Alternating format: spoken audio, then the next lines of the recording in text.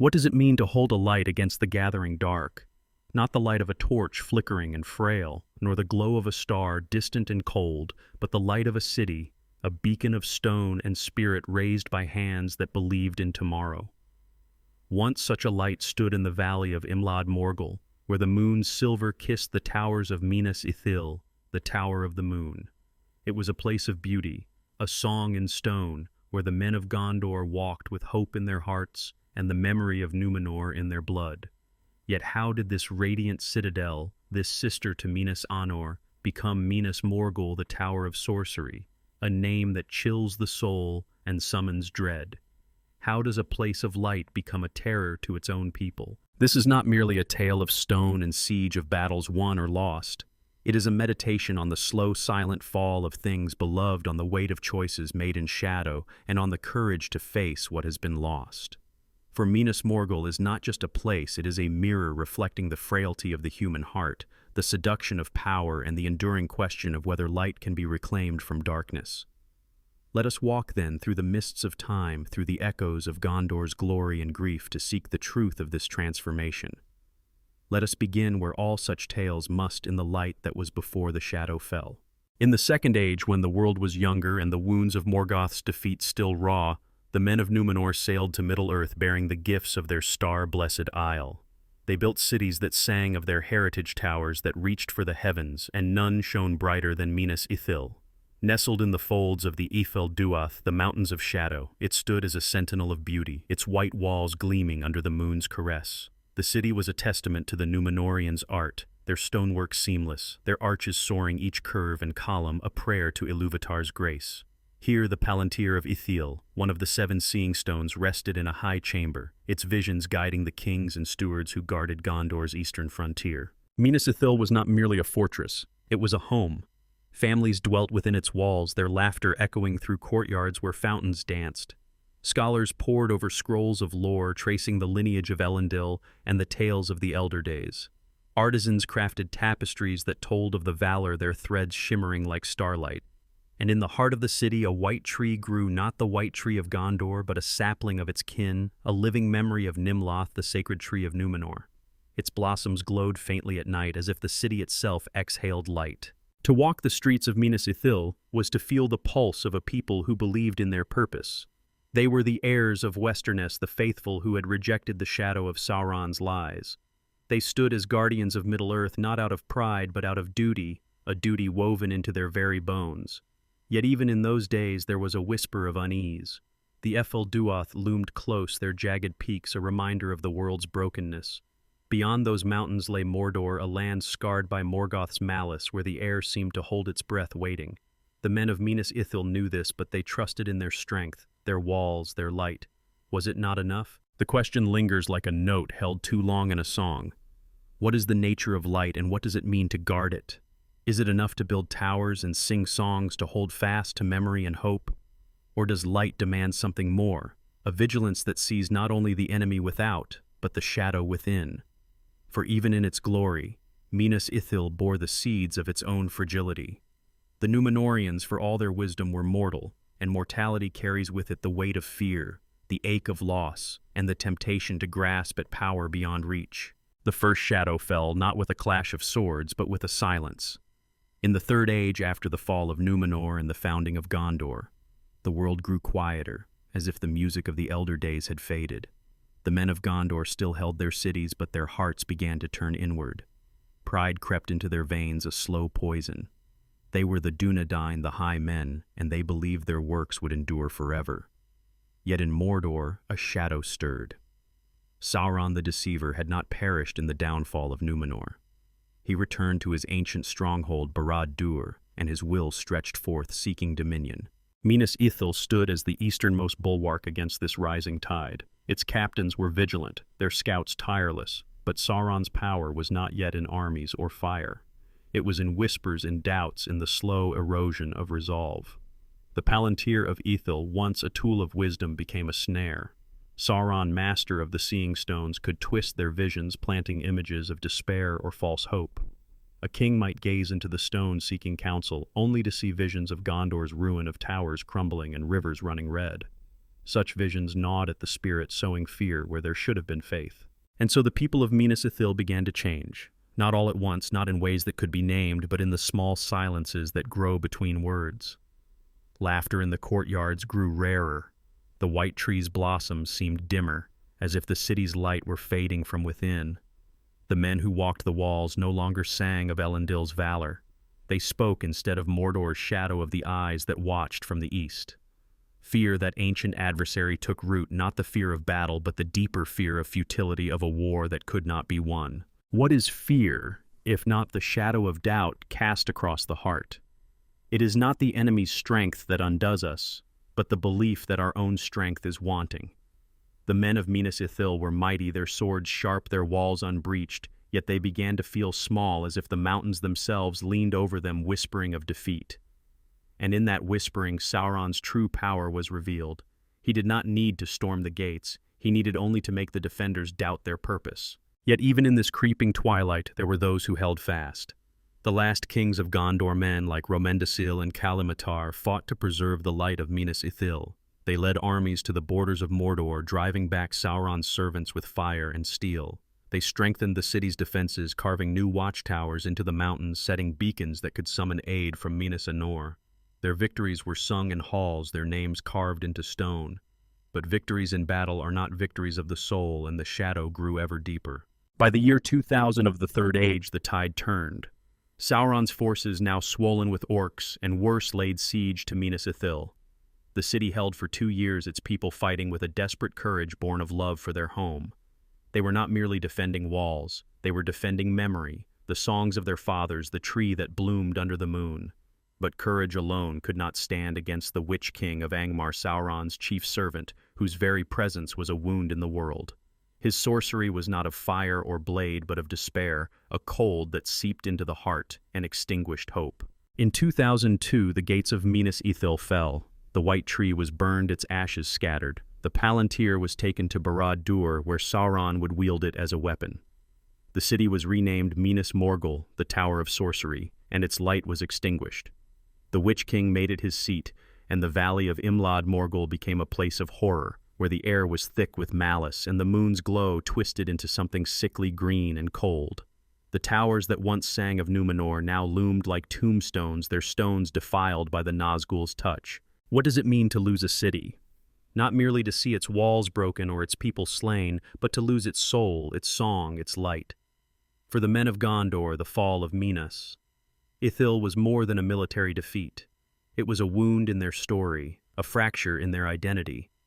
They had believed themselves unconquerable, the heirs of Elendil, yet now their eastern light was gone, replaced by a terror that haunted their dreams. Minas Morgul became a symbol of their failure, a reminder that even the greatest works of men can fall to shadow. But the story does not end here in despair. For even in loss there is a thread of hope, faint as a star in the dawn. The men of Gondor did not abandon their watch. They built new fortresses like Heneth Anun and the watchtowers of the Morannon to guard against the terror of Minas Morgul. They learned to live with fear not as a master but as a companion, a spur to vigilance. And in the silence of their hearts they began to ask new questions, not of their strength, but of their purpose. What does it mean to resist the darkness, not for glory, but for the sake of those yet to come? Minas Morgul, though lost, was not forgotten. Its memory lived in the songs of Gondor, in the tales told by firelight, in the dreams of those who longed to see its light restored. It became a challenge, a question etched into the soul of a people. Can what was broken be made whole? Can light be reclaimed from shadow? These questions would echo through the years, through the reigns of stewards and the coming of a king, through battles yet to be fought and choices yet to be made. And so we stand at the edge of this first chapter, gazing into the valley where Minas Ithil once shone. The light is gone, the shadow reigns, but the story is not over. For in the heart of every tale there is a turning, a moment where the song shifts, where the silence gives way to a new note. Let us follow that note through the mists of time to see what truths await us in the shadow of Minas Morgul. The light of Minas Ithil is gone, its towers now cloaked in a sickly green, its name twisted into Minas Morgul, a wound in the heart of Gondor. Yet what does it mean for a place to fall? Not just to swords and fire, but to a deeper darkness, a shadow that clings to stone and soul alike. The tale of Minas Morgul is not merely one of conquest.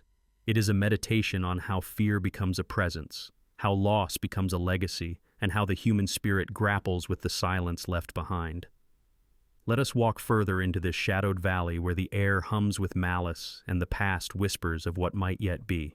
The fall of Minas Ithil in 2002 of the Third Age was a fracture in time, a moment when the song of Gondor faltered. The Witch King of Angmar, Sauron's chief servant, claimed the city as his own, and under his dominion it became something other, a place where the living felt unwelcome, where the moon's gentle glow was perverted into a corpse light that chilled the heart. The valley of Minas Morgul, once fragrant with blossoms and alive with the music of fountains, now reeked of decay, its waters poisoned, its beauty defiled. Yet the true terror of Minas Morgul was not in its walls or its armies, but in what it represented: the triumph of despair over hope, the seduction of power over duty, and the slow, relentless erosion of all that is good. What is a city, if not the sum of its people's dreams? Minas Ithil had been a dream of Númenor, reborn, a beacon of the Dúnedain's faith in a world made whole. Its loss was not just a military defeat, but a betrayal of that dream, a reminder that even the mightiest works of men could crumble. For the men of Gondor, Minas Morgul became a specter, a name spoken in hushed tones, a place that haunted their borders and their hearts. To understand its transformation, we must look not only to the blades that breached its gates, but to the choices, the silences, and the temptations that paved the way for its fall. In the years following the siege, Minas Morgul did not merely stand as a fortress of the enemy, it became a living nightmare. The Witch King, a being neither wholly alive nor dead, wove sorcery into the very stones of the city. The towers, once radiant under the moon, now pulsed with an unnatural light, a glow that seemed to mock the stars. The gates, once open to travelers and traders, were sealed, save for the comings and goings of orcs, trolls, and worse creatures that shunned the sun and thrived in the shadow. The valley itself seemed to breathe with malice, its mists coiling like serpents, its silence broken only by the shrieks of the Nazgul, whose cries could unravel the courage of even the stoutest heart. The men of Gondor, now driven back to their western strongholds, could not escape the presence of Minas Morgul. From the walls of Osgiliath, from the heights of Minas Anor, they could see its eerie glow on the horizon, a constant reminder of their failure. Scouts who ventured too close to the valley returned, changed their eyes, hollow, their words faltering. They spoke of a weight in the air, a pressure that pressed against the mind, whispering of surrender.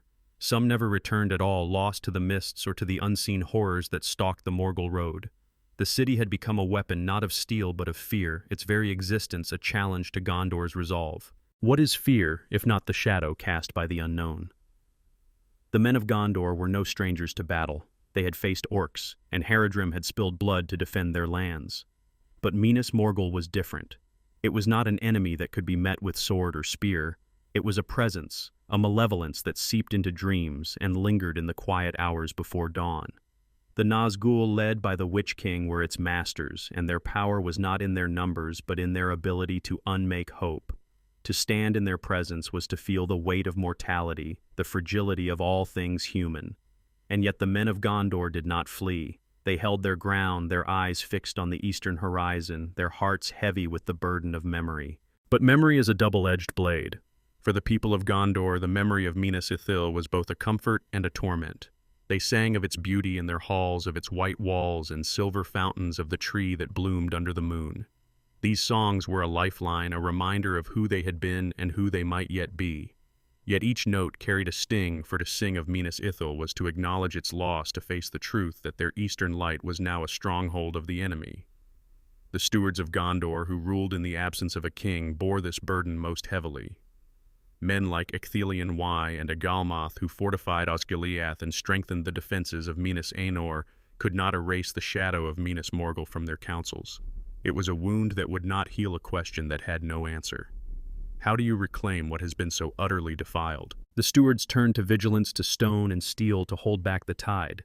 They rebuilt the bridges of Osgiliath, raised new watchtowers along the Anduin, and sent rangers to patrol the borders of Ithilien, the fair land that lay between the river and the Morgul Valley. These rangers, men of stealth and courage, became the eyes of Gondor, watching the movements of the enemy striking from the shadows. They were the heirs of the Dúnedain, their blood mingled with that of lesser men, yet their hearts burned with the same fire that had built Minas Ithil. They did not seek glory. They sought only to protect, to keep the terror of Minas Morgul at bay. Yet even their courage could not dispel the shadow. Ithilien, once a garden of beauty, became a land of ghosts.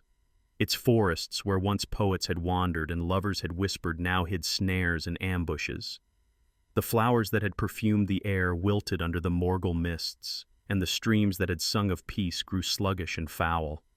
The rangers fought on, but each skirmish, each loss was a reminder of the enemy's growing strength. Minas Morgul was not content to sit idle. It was a cancer spreading its influence, poisoning the land and the hearts of those who dwelt near. What is a legacy if not the sum of our choices? The men of Gondor had chosen to stand to fight to remember, but each choice carried a cost. The rangers who fell in Ithilien left behind families who mourned, stewards who questioned, and a people who began to wonder if their struggle was in vain. The shadow of Minas Morgul was not just a physical threat. It was a moral one, a test of whether Gondor could endure not only the enemy's blades, but the weight of its own grief. In this shadowed age, a new question began to take shape, one that would haunt Gondor for centuries. What is the nature of temptation? For Minas Morgul was not merely a fortress of evil, it was a lure, a promise of power to those who would listen. The Witch King, with his sorcery and his guile, could whisper to the hearts of men, offering strength, dominion, even immortality. These were lies, of course, but lies wrapped in the sheen of truth, tailored to the fears and desires of those who heard them. A captain might dream of reclaiming Minas Ithil, of restoring its light, only to find himself drawn to the very power that had corrupted it. A scholar might seek forbidden lore, believing he could use it for good, only to fall into the enemy's thrall. The palantir taken from Minas Ithil to Barad-dûr was the greatest of these temptations. Its visions, once a gift of the Eldar, were now a trap. Sauron could bend the stone to his will, showing half-truths that led to ruin. A steward might gaze into it, seeking to spy on the enemy, only to see visions of Gondor's inevitable fall, of cities burning and fields laid waste. Such visions could break a man, turning resolve into despair, duty into obsession. The palantir was a mirror of the heart, revealing not only the world, but the viewer's own weaknesses. And in the shadow of Minas Morgul, those weaknesses were laid bare. Yet temptation is not the same as surrender. The men of Gondor were not easily swayed. They were the Dunedain, the faithful, and their history was one of resistance, of rejecting the lies of Sauron, even when Númenor fell. They knew the cost of power, the price of pride, and they turned away from the whispers of the Nazgûl. But each refusal was a battle, a silent struggle waged in the heart, and not all emerged unscathed. Some grew bitter, their faith eroded by the endless war. Others grew reckless, throwing themselves into battle as if death were a release. And a very few, listened too long to the enemy's voice, and were lost, their names struck from the annals of Gondor, their fates a warning to those who remained. What is faith, if not the choice to believe in spite of evidence? The men of Gondor had little to sustain them, no king to lead them, no victories to celebrate, only the memory of a city that was, and the hope of a city that might be. Yet they held fast, not because they were certain of triumph, but because they believed in the light they had lost. Minas Morgul was a mockery of that light, but it could not erase it. The songs of Minas Ithil still lingered faint as a breeze in the hearts of those who fought. As the centuries passed, Minas Morgul grew stronger, its shadow deeper. The Witch King's armies swelled, bolstered by orcs bred in the pits of Mordor, and men from the east and south swayed by Sauron's promises. The city became a staging ground for war, its gates opening to unleash raids on Ithilien and Osgiliath. The men of Gondor fought back, their swords flashing in the twilight, but each battle was a wound, each victory a delay of the inevitable. The steward's men, like Sirion and Ecthelion Setu, poured their strength into holding the line, but the line was thinning, the men fewer, the hope dimmer. Yet even in this darkness there were glimmers of defiance. In Ithilien, the rangers grew bolder, striking at the enemy's supply lines, vanishing into the forests like wraiths. In Minas Anor, now called Minas Tirith, the White Tower was raised higher, its beacon a challenge to the green glow of Morgul. And among the people, new tales began to spread, not of loss, but of endurance, of a time when a king might return to heal the wounds of the past. These were not songs of triumph, but of patience, of a hope that burned quietly like a coal buried in ash. What is hope, if not the refusal to let the story end? Minas Morgul stood as a testament to the enemy's power, but it was also a reminder of what had been lost. and what might yet be reclaimed. The men of Gondor did not know how or when or if their light would return, but they carried its memory forward through the long years of shadow. They built no new cities to rival Minas Ithil. They sought no glory to replace its loss. Instead, they chose to endure, to watch, to wait. And so we stand at the close of this second chapter on the banks of the Anduin, where the waters reflect the green glow of Minas Morgul. The city is a terror, a wound, a question, but it is not the end. The tale continues, its notes shifting, its silences deepening. Let us follow the river's flow through the forests of Ithilien and the stones of Osgiliath to seek the next truth in this song of light and shadow. What does it mean to live in the shadow of a terror that does not sleep? Not the terror of blades or fire, but the deeper dread of a presence that watches, waits, and whispers in the stillness. Minas Morgul, once the radiant Minas Ithil, now stands as a wound in the world, its green glow a mockery of the moon's grace, its towers a prison for the light they once held. Yet the story of its transformation is not only one of battles lost or walls broken. It is a tale of silences, those moments when words falter, when courage wavers, when the heart listens to the dark. In the centuries after its fall, Minas Morgul became more than a stronghold of the enemy. It became a mirror reflecting the fears, doubts, and unspoken hopes of Gondor's people. Let us walk deeper into this shadowed tale through the mists of Ithilien and the memories of a city lost to hear the silence that speaks. The fall of Minas Ithil in 2002 of the Third Age was a wound that never healed a fracture in Gondor's soul. The Witch King of Angmar, cloaked in sorcery and malice, claimed the city, renaming it Minas Morgul, the Tower of Sorcery. Its beauty was defiled, its white walls stained with an unnatural light, its valley poisoned by the breath of the Nazgul. Yet the true power of Minas Morgul lay not in its armies or its sorcery, but in its presence, a constant, unrelenting weight that pressed against the borders of Gondor both in stone and in spirit. For the men of Gondor, it was no longer a place to be reclaimed, but a terror to be endured, a shadow that shaped their days and haunted their dreams. In this third chapter, we turn not to the clash of swords or the strategies of stewards, but to the quieter currents that flowed beneath the silences that grew in the hearts of a people, the burdens they carried without voice, and the faint, persistent embers of hope that refused to die. For in the shadow of Minas Morgul, silence was not merely the absence of sound. It was a language, a story, a question that demanded an answer. The years after the fall of Minas Ithil were a time of retrenchment, of drawing inward.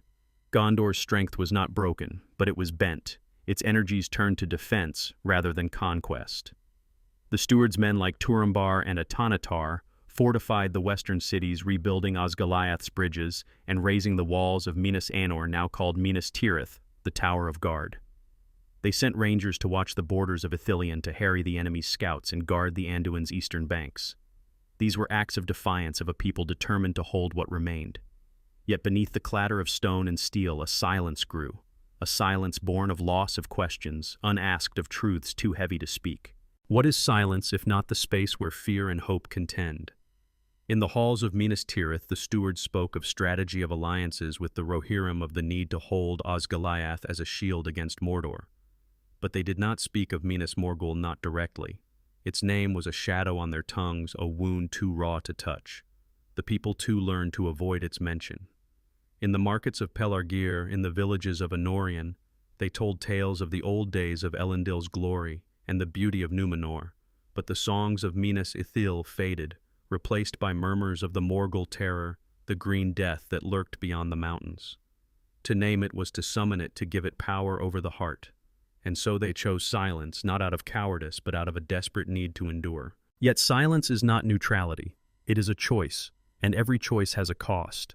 The silence that enveloped Minas Morgul allowed it to grow in the imagination, to become more than a city, more than a stronghold.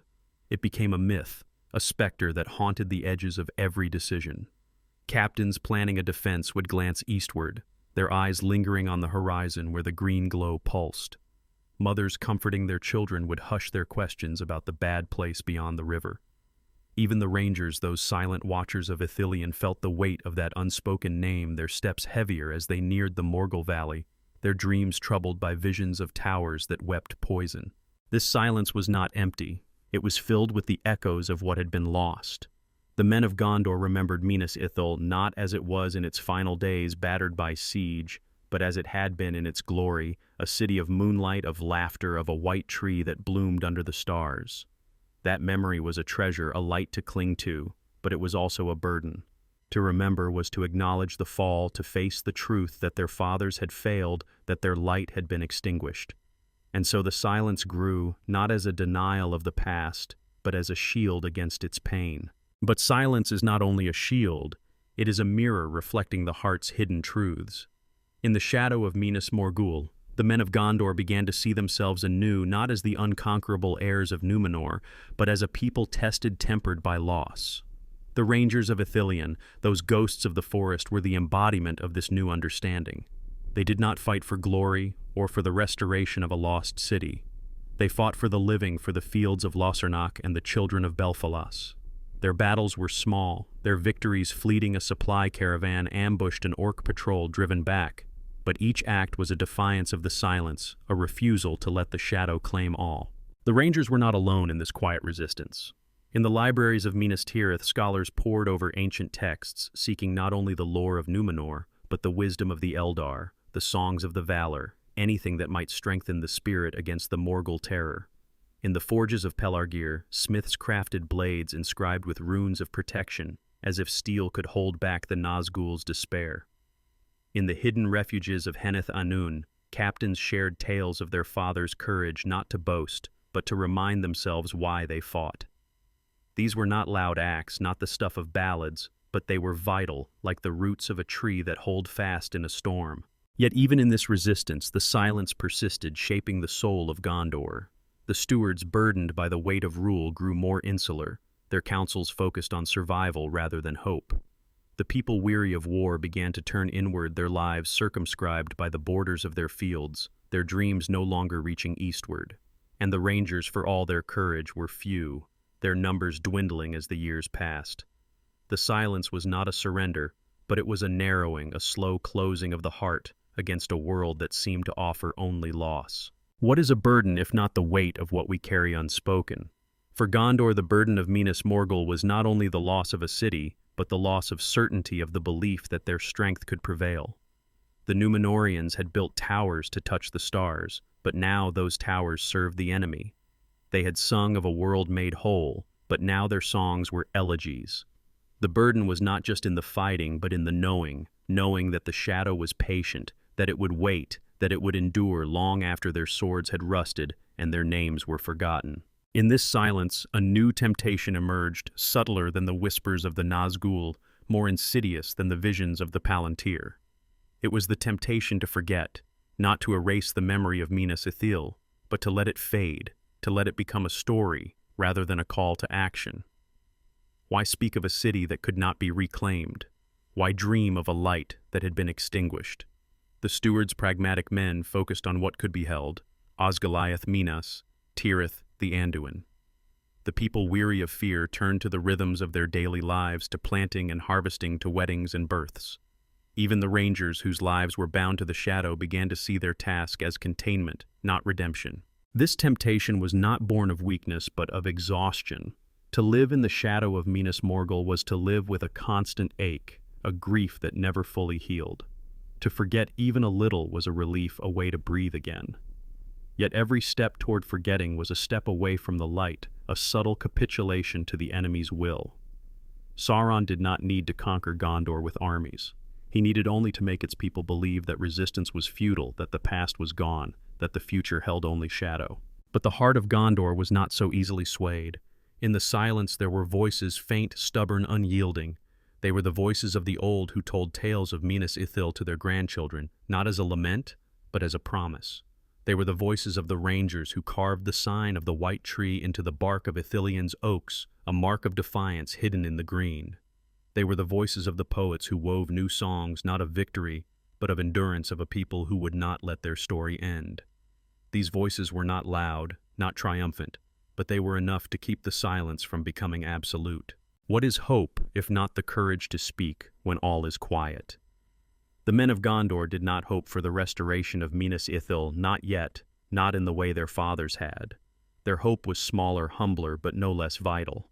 It was the hope that their children would know a world less shadowed, that their sacrifices would mean something, that the light of their ancestors would not be wholly lost. This hope was not a fire, but a spark carried in the heart passed from generation to generation, waiting for a wind to kindle it anew. As the centuries turned, Minas Morgul grew ever more formidable. The Witch King's power deepened his sorcery, weaving new horrors into the fabric of the city. The Morgul Valley became a place of dread, its mists alive with whispers, its shadows moving against the wind. The Nazgul, once 9, now seemed a legion, their cries echoing across Ithilien, their presence a cold that no fire could warm. The city's armies swelled not only with orcs, but with men, Easterlings, and Haradrim drawn by Sauron's promises of power, their hearts hardened by his lies. Minas Morgul was no longer just a fortress. It was a machine of war, its purpose to break Gondor, to grind its hope into dust. Yet Gondor endured. The steward's men like Ernil and Erner met the enemy with steel and fire, holding Osgiliath against wave after wave of assault. The rangers of Ithilien grew cunning, their ambushes a thorn in the enemy's side. The people, though weary, did not break their lives, a testament to the strength of the ordinary, the power of those who carry on. And in the silence, the spark of hope flickered faint but unquenched. One moment in particular stands as a testament to this enduring spirit. In the year 2475, a great host issued from Minas Morgul, led by the Witch King himself. They swept across Ithilien, their banners black, their blades gleaming with a cruel light. Osgiliath, the city of stars, fell to their onslaught, its bridges broken, its halls defiled. Yet even in this defeat, there was defiance. Boromir, son of the steward Denethor Freyr, rallied the men of Gondor, driving the enemy back, reclaiming the western bank of the Anduin. It was not a victory, not in the way of old, but it was a stand, a refusal to let the silence win. What is courage if not the choice to act in the face of despair? Boromir's stand was not for glory, not for the restoration of a lost city, but for the living, for the people who looked to him for the hope that tomorrow might be different. His name would be sung not as a conqueror, but as a guardian, one who held the line when the shadow pressed closest. And so we stand at the edge of this third chapter on the broken stones of Osgiliath, where the Anduin reflects the green glow of Minas Morgul. The silence is heavy, but it is not absolute. It is a silence that speaks of loss, of burden, of the slow, stubborn hope that refuses to die. The tale is not finished. The song has not ended. Let us follow its notes through the ruins and the rivers to seek the next truth in this journey through shadow and light. What does it mean to stand watch over a shadow that never rests? Not the watch of a soldier on a rampart, blade in hand, but the deeper vigil of a people who carry the memory of light in a world grown dim. Minas Morgul. The tower of sorcery looms in the valley of Imlad. Morgul, its green glow a wound in the night, its presence a constant pressure against the soul of Gondor. Once it was Minas Ithil, a city of moonlight and song, but now it is a terror, a name that chills the heart and silences the tongue. Yet the story of its transformation is not only one of loss or fear, it is a meditation on the weight of watching, on the choices made in the long, quiet years, and on the fragile threads of faith that hold a people together. Let us walk further into this shadowed tale through the forests of Ithilien and the halls of Minas Tirith, to feel the burden of those who stand guard, and to seek the truths that lie beneath their silence. The fall of Minas Ithil in 2002 of the Third Age was a wound that reshaped Gondor, a fracture that echoed through the centuries. The Witch King of Angmar, Sauron's chief servant, claimed the city, twisting its beauty into something grotesque, its light into a sickly parody. The valley, once fragrant with blossoms, now reeked of decay, its waters fouled, its air thick with malice. Minas Morgul was no longer a place of life. It was a stronghold of despair, a weapon that struck not with steel, but with the unrelenting dread of its existence. For the men of Gondor, it was a shadow on their eastern horizon, a reminder of their fragility and a challenge to their endurance. In the years that followed, they learned to live with this terror, not by conquering it, but by watching, waiting, and carrying the weight of its memory. In this fourth chapter, we turn to the long vigil of Gondor, to the men and women who stood guard in body and spirit, to the choices that shaped their watch, and to the faint, persistent hope that flickered in the darkness. For in the shadow of Minas Morgul, watching was not merely a duty, it was a way of being a testament to the strength of those who refused to turn away. The centuries after the fall of Minas Morgul were a time of endurance, of holding fast against a tide that seemed endless. Gondor's stewardsmen like Syrian and Ithilien fortified their western strongholds, rebuilding the defenses of Minas Tirith and guarding the Anduin's banks. They sent rangers to patrol Ithilien to watch the Morgul road and strike at the enemy's scouts. These were acts of defiance of a people determined to survive. Yet survival demanded more than swords or walls. It demanded a vigilance that never wavered, a watch that extended beyond the battlefield into the heart and soul of the nation. What is vigilance if not the art of seeing what others ignore? For the men of Gondor, vigilance meant living with the constant awareness of Minas Morgul's presence. From the high towers of Minas Tirith, captains could see its green glow on the horizon, a sickly star that never set. From the hidden refuges of Heneth Anun, rangers felt its malice in the air, a pressure that tightened their chests and troubled their sleep. Even in the distant fields of Lossarnoch, farmers glanced eastward, their hands pausing on their plows, as if the shadow might spill over the mountains and swallow their homes. To watch was to carry this awareness, to let it shape every thought, every choice, every moment of rest or joy.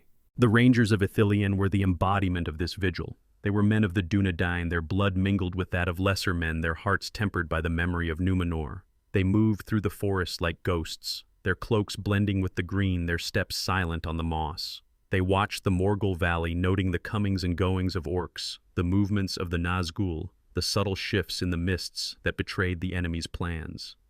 Their task was not to reclaim Minas Morgul, not yet, but to keep it contained, to ensure that its terror did not spread beyond the Ifel Duath. Yet the weight of this watch was heavy. The Rangers were few, their numbers dwindling as the years passed. Each loss, a brother slain in an ambush, a friend lost to the Morgul mists, was a wound not only to their ranks but to their spirits. They fought in silence, their victories uncelebrated, their names unknown to the people they protected. They lived with fear not as a fleeting emotion, but as a companion, a presence that walked beside them in the dark. And yet they did not falter. They carved the sign of the White Tree into the stones of Ithilien, a hidden mark of their defiance, and they carried on, driven by a duty that was older than their fear. What is duty, if not the choice to bear a burden for the sake of others? The Rangers did not fight for glory or for the restoration of a lost city. They fought for the living, for the children who played in the streets of Pelargir, for the scholars who studied in the halls of Minas Tirith, for the hope that Gondor might endure. Their vigil was a gift given without expectation of reward, a testament to the strength of those who watch when others sleep. But vigilance is not only the work of rangers, it is the work of a people. In the cities and villages of Gondor, ordinary men and women carried their own watch, quieter, but no less vital. In the markets of Dol Amroth, merchants traded tales of the old days, keeping the memory of Minas Ithil alive in their stories. In the forges of Minas Tirith, smiths crafted armor inscribed with runes of protection, as if their work could shield the heart as well as the body. In the homes of Anorian, mothers taught their children the songs of Elendil, not as a call to war, but as a reminder of who they were. These acts were small, unheroic in the eyes of the world, but they were the threads that held Gondor together, the roots that kept it standing against the storm. The stewards, too, bore the weight of watching. Men like Belecthor and Orodreth sat in the high seat of Minas Tirith, their eyes turned eastward, their counsels shaped by the shadow of Minas Morgul. They were not kings, but guardians entrusted with a realm that had no ruler. Their task was to preserve, to protect, to ensure that Gondor did not fall. Yet preservation is a heavy burden, for it demands not only strength but wisdom, not only courage but restraint. The stewards could not afford to dream of reclaiming Minas Morgul. Their duty was to hold what remained, to keep the line unbroken until a king might return. This restraint was a form of vigilance, a watch over the soul of Gondor. The stewards knew the temptation of power, the lure of the Palantir that had been taken from Minas Ithil to Barad-dûr. They knew the whispers of the Nazgul offering strength, dominion, even victory. But they also knew the cost of such promises, the ruin that followed in their wake. And so they chose to watch, to wait, to endure. They strengthened the walls of Minas Tirith, sent aid to the Rohirrim, and kept the beacons burning along the White Mountains. Theirs was a vigil of patience, of faith in a future they might not live to see. What is faith if not the belief in what lies beyond the horizon? The stewards did not have the certainty of kings, the divine right of those anointed by the valor. They were men mortal and fallible, yet they carried the weight of a kingdom on their shoulders. Their faith was not in triumph, but in continuity, in the hope that their watch would not be in vain. This faith was a light faint but steady that guided Gondor through the long years of shadow. Yet the weight of watching was not without cost. The constant vigilance, the unending awareness of Minas Morgul's presence took its toll on the spirit of Gondor. The people grew weary, their lives circumscribed by the borders of their fear. In the fields of Lebanon, farmers no longer sang as they worked, their voices stilled by the weight of the eastern sky. In the streets of Minas Tirith, children played games of war, their laughter tinged with the knowledge of what lay beyond the mountains. Even the rangers, those tireless watchers, began to feel the strain, their eyes haunted by the things they had seen, their hearts heavy with the losses they had borne. This weariness was not despair, not yet, but it was a narrowing, a slow closing of the heart against a world that seemed to offer only struggle. The songs of Numenor, once bold and bright, grew softer, their notes tinged with melancholy. The tales of Minas Ithil, once a call to hope, became elegies sung in the quiet hours before dawn. The people of Gondor did not give up, but they began to live smaller lives, their dreams no longer reaching eastward, their hopes pinned to the safety of their walls and the rhythm of their days. In this narrowing, a new temptation emerged, not the temptation to seize power, but the temptation to turn away, to let the shadow of Minas Morgul become someone else's burden. Why watch a terror that could not be defeated? Why carry the memory of a city that could not be reclaimed?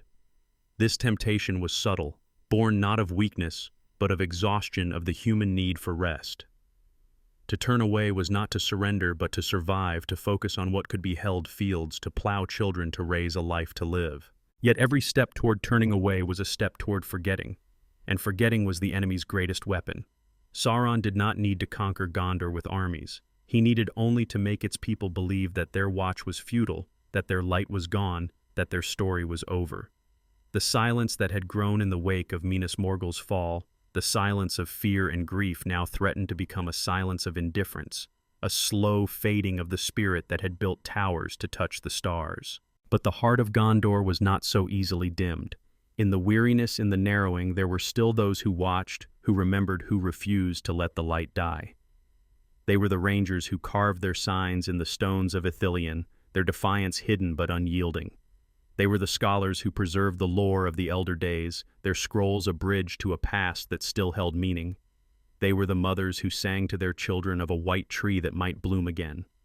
These were the watchers, the guardians of Gondor's soul, and their vigil was a fire that burned quietly, waiting for a wind to stir it. In the year 2901 of the Third Age, the weight of watching came to a head. A great host issued from Minas Morgul, led by the Nazgul, their cries shattering the silence of Ithilien. They swept through the forests, burning and slaying, driving the people of Ithilien from their homes. The rangers fought back, their arrows flying from the shadows, but they were too few, the enemy too many. The steward Turin II ordered the evacuation of Ithilien, withdrawing his people to the western bank of the Anduin. It was a retreat, a loss, but it was also a choice to preserve lives, to hold what could be held, to continue the watch from a new vantage. This retreat was a wound, but it was not a defeat. The rangers did not abandon Ithilien entirely. They returned in secret, establishing hidden refuges like Henneth Anun, the window of the sunset. From these sanctuaries they continued their vigil, watching the Morgul road, striking at the enemy's scouts, keeping the shadow at bay. Their numbers were fewer, their task harder, but their resolve was unbroken. They were the eyes of Gondor, and they would not close. What is sacrifice if not the choice to give up what is precious for the sake of what is necessary? The evacuation of Ithilien was a sacrifice not only of land, but of hope, of the dream that Gondor could hold its eastern frontier. Yet it was also an act of faith, a belief that the watch could continue, that the light could endure even in retreat. The rangers who remained, the stewards who planned, the people who rebuilt, all carried this faith, this stubborn refusal to let the shadow win. And so we stand at the close of this fourth chapter on the western bank of the Anduin, where the waters reflect the green glow of Minas Morgul. The weight of watching is heavy, the vigil unending, but the watchers endure. They are the rangers, the stewards, the people, all bound by a duty older than their fear, a hope fainter than their grief. The tale is not over. The song continues, its notes soft but persistent. Let us follow those notes through the refuges of Ithilien and the towers of Minas Tirith to seek the next truth in this journey through shadow and light. What does it mean to stand at the edge of hope where the shadow seems to swallow all light? Not the shadow of an army or a storm, but the deeper darkness of a heart that begins to doubt its own strength. Minas Morgul, once the radiant Minas Ithil, now festers in the valley of Imlad. Morgul, its green glow a wound in the world, its very name a curse upon the lips of Gondor's people. It is no longer a city, but a terror, a presence that gnaws at the soul, whispering of futility and loss. Yet the story of its transformation is not merely one of battles or betrayals. It is a meditation on the temptation of despair, on the choices that lead a people to the brink, and on the fragile, defiant spark that refuses to be extinguished. Let us walk deeper into this shadowed tale through the ruins of Ithilien and the silent halls of Minas Tirith to face the darkness within and to seek the light that lingers still. The fall of Minas Ithil in 2002 of the Third Age was a wound that reshaped Gondor's destiny, a fracture that echoed through the centuries. The Witch King of Angmar, cloaked in sorcery and malice, claimed the city, twisting its beauty into a mockery of its former self.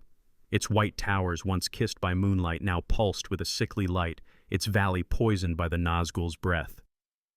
Minas Morgul was no longer a place of life, but a stronghold of despair, a weapon that struck at the heart of Gondor's resolve. In the long years that followed, the men of Gondor learned to live with this terror, not by confronting it directly, but by watching, enduring, and carrying the weight of its memory.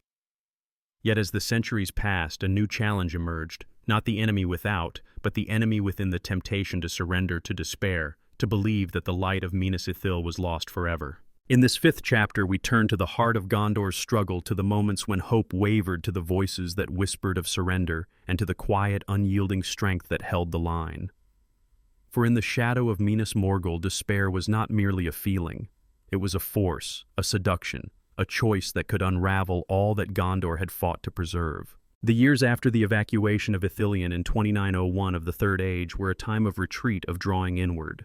Gondor's strength was not broken, but it was stretched thin, its energies poured into holding the western bank of the Anduin and fortifying Minas Tirith.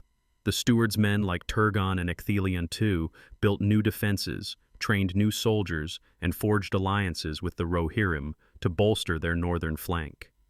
The rangers of Ithilien, now fewer in number, continued their silent watch from hidden refuges, like Henneth Annwn, striking at the enemy's scouts and guarding the Morgul road.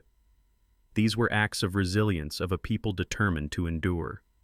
Yet beneath the surface, a shadow grew, not the shadow of Minas Morgul's armies, but the shadow of doubt, of weariness, of a heart that began to question its own purpose. What is despair if not the belief that the fight is futile?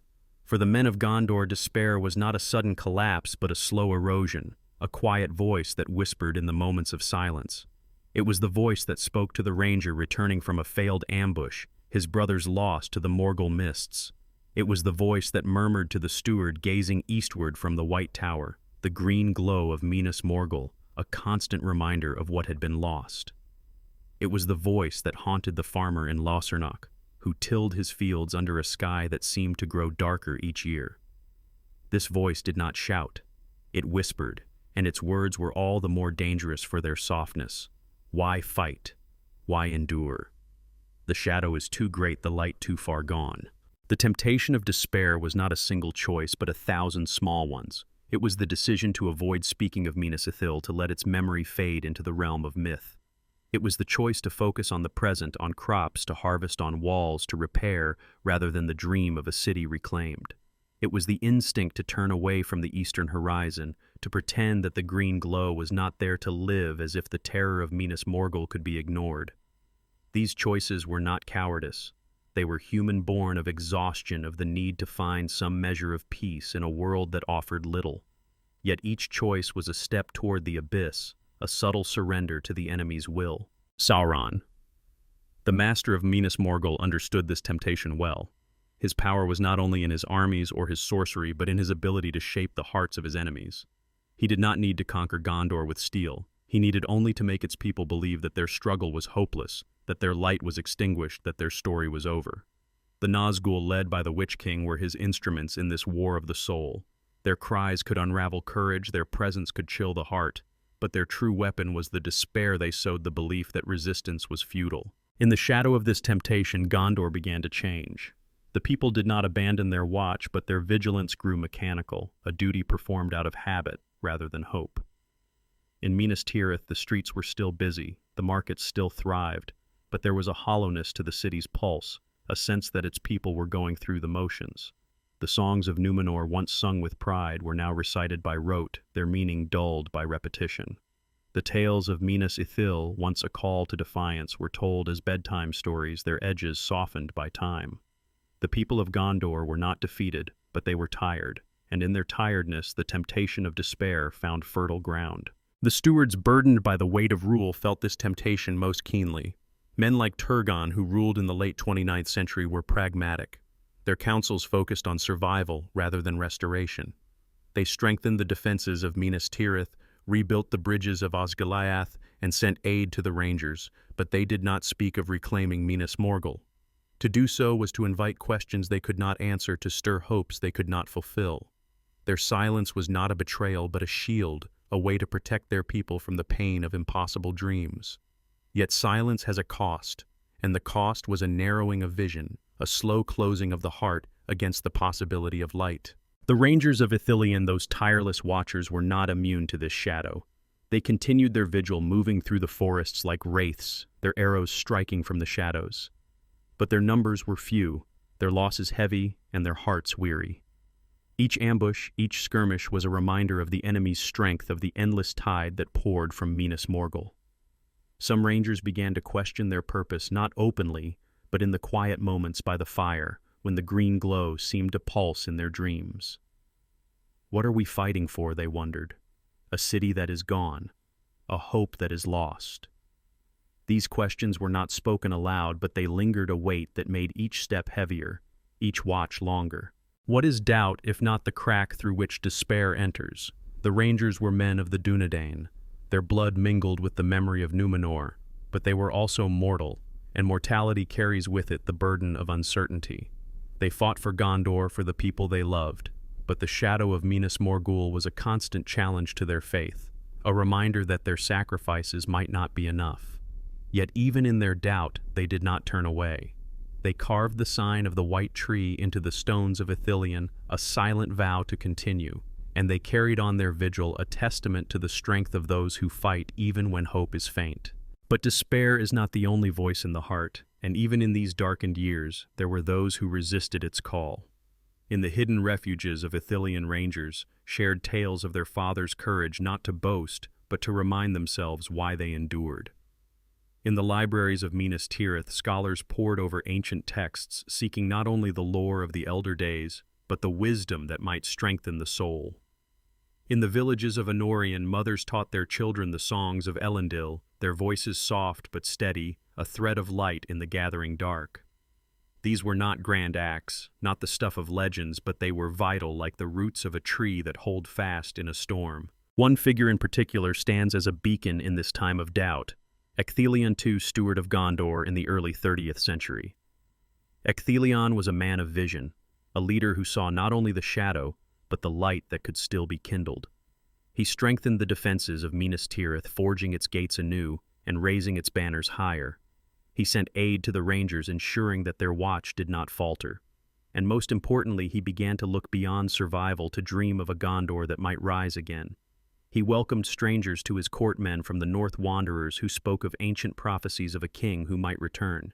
These were not empty dreams, but seeds planted in the hearts of his people, that the shadow of Minas Morgul might not have the final word. Ecthelion's greatest act was not one of war, but of renewal. He ordered the planting of a new white tree in the citadel of Minas Tirith, a sapling descended from the line of Nimloth, the sacred tree of Númenor. This tree, though frail, was a symbol, a reminder that the light of the past could still take root in the present. Its blossoms were few, its branches thin, but it stood as a challenge to the green glow of Minas Morgul, a quiet defiance of the despair that threatened to consume Gondor. The people of Minas Tirith, who had grown accustomed to silence, began to gather beneath its boughs, their voices rising in songs they had nearly forgotten. What is hope, if not the courage to plant a seed in barren ground? Ecthelion's tree was not a promise of victory, but a statement of belief, a refusal to let the story end. It was a reminder that despair is a choice, and that even in the shadow of Minas Morgul, another choice was possible. The tree did not erase the terror, did not undo the losses. but it gave the people something to hold on to, a tangible sign that their watch was not in vain. Yet the temptation of despair was not so easily banished. Minas Morgul grew stronger with each passing year, its armies swelling with orcs, trolls, and men from the east and south drawn by Sauron's promises. The Nazgul, led by the Witch King, became a constant presence, their cries echoing across Ithilien, their sorcery weaving new horrors into the fabric of the Morgul Valley. The mists that clung to the valley were no longer mere fog, but a living malice twisting the minds of those who ventured too close. The waters of the Morgul Duin, once clear and sweet, now carried a poison that sickened the body and dulled the spirit. The city itself seemed to pulse with a life of its own, its towers watching its gates hungry for the unwary. In 2951, Sauron declared himself openly returning to Mordor and rebuilding Barad-dûr. His power, long hidden, now surged forth, and Minas Morgul became the spearhead of his will. The Witch King's raids grew bolder, striking deep into Ithilien, burning the forests and scattering the rangers. Osgiliath, already weakened, came under renewed assault, its stones crumbling under the weight of the enemy's wrath. The stewards, now led by Ecthelian's son Denethor Thirst, fought back with all their strength, but the tide was relentless, the shadow deeper than ever before. In this time of crisis, the temptation of despair reached its peak. Denethor the Warrish, a stern and resolute man, felt the weight of his father's legacy, the hope that Ecthelion had kindled. But he also felt the reality of his situation, the dwindling numbers of his soldiers, the exhaustion of his people, the unyielding pressure of Minas Morgul. In his counsels he spoke of defense, of holding the line, but his words carried a bitterness, a sense that the fight was endless, the outcome uncertain. He did not surrender, but he began to question, and in his questions the shadow of despair found a foothold. What is strength if not the ability to stand when all seems lost? Denethor. I was strong, but his strength was rooted in duty, not in hope. He fought because he must, because the stewardship demanded it, because Gondor could not fall. Yet duty alone is a cold fire, and it could not fully banish the chill of Minas Morgul's presence. Denethor's heart, like the hearts of his people, began to turn inward, to focus on what could be held rather than what might be reclaimed. But even in this darkest hour, the spark of hope endured. The rangers, though battered, did not abandon their watch. They retreated deeper into Ithilien's forests, their refuges hidden but unbroken. They struck at the enemy's supply lines, their arrows a reminder that Gondor was not yet defeated. In Minas Tirith, the white tree, frail though it was, continued to bloom its petals, a quiet challenge to the shadow. And among the people, new voices began to rise, not the voices of triumph, but of endurance, of a stubborn refusal to let the light die. One such voice was that of the young Denethor, the second son of Ecthelion II, who would later become steward. As a boy, he listened to the tales of his grandfather's tree, of the ranger's courage, of the prophecies that spoke of a king's return. These tales were not promises, but possibilities, and they took root in his heart, a counterpoint to the despair that threatened to consume his father. Denethor II was not yet a leader, but he was a watcher, a listener, a keeper of the spark that his people needed. What is legacy, if not the gift of hope passed from one generation to the next? The men of Gondor, weary and worn, carried this legacy forward, not because they believed in victory, but because they believed in the light they had lost. Minas Morgul was a terror, a wound, a temptation, but it was also a challenge, a question that demanded an answer. Can you endure? Can you hope? Can you carry the light even when it seems to have gone out? And so we stand at the close of this 5th chapter on the walls of Minas Tirith, where the white tree blooms faintly and the green glow of Minas Morgul stains the horizon. The temptation of despair is strong, the shadow deep, but the spark of hope endures. The tale is not finished. The song continues its notes, fragile but unbroken. Let us follow those notes through the forests of Ithilien and the hearts of Gondor's people to seek the next truth in this journey through shadow and light.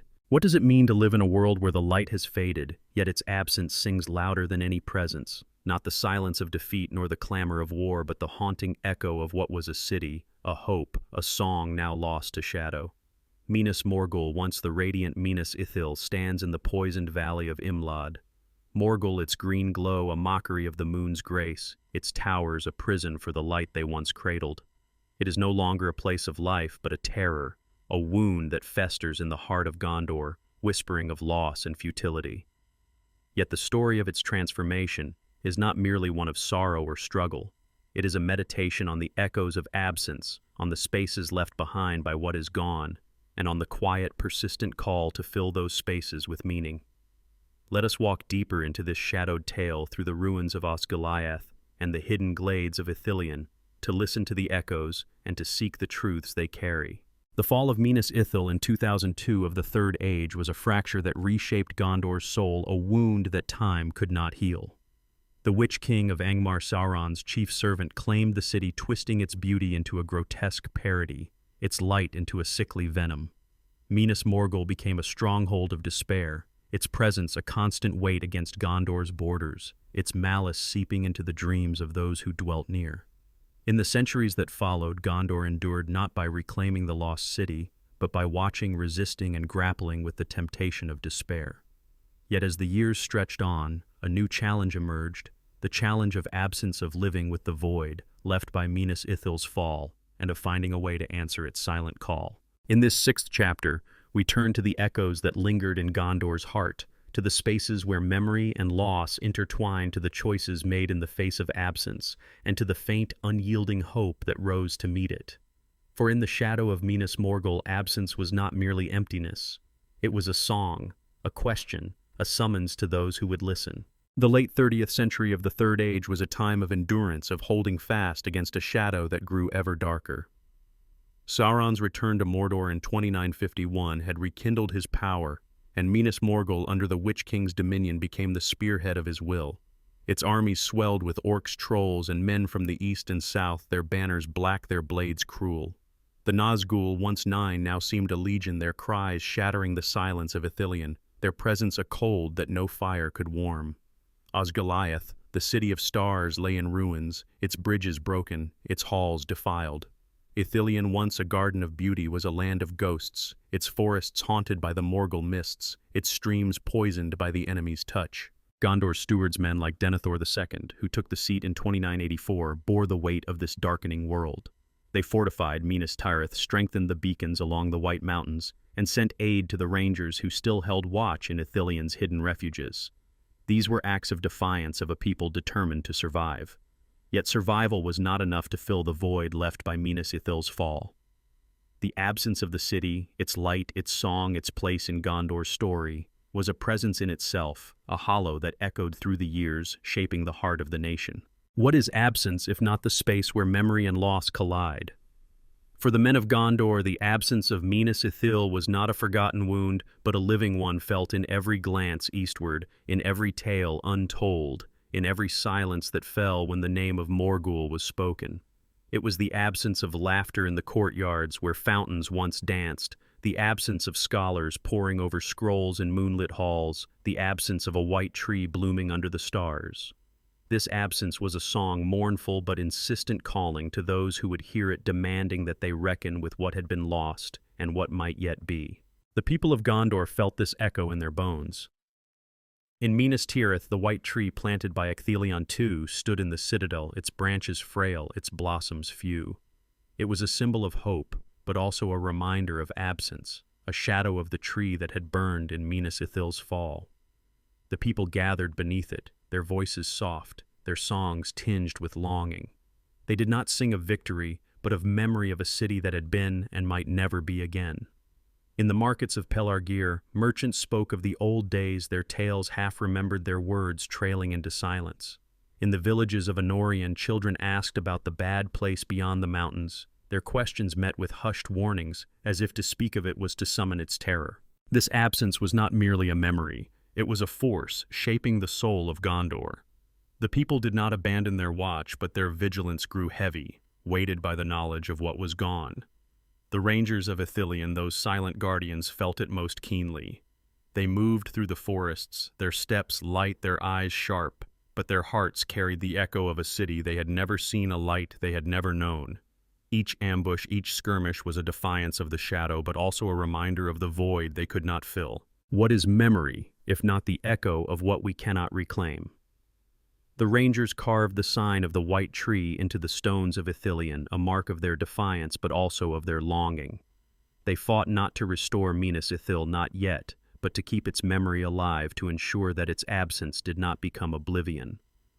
Their vigil was a song sung in silence, a testament to the strength of those who carry the past into the future. But absence is not only a song, it is a challenge, a question that demands an answer. For Gondor, the question was this: how do you live with a void that cannot be filled? How do you honor a memory without being consumed by it?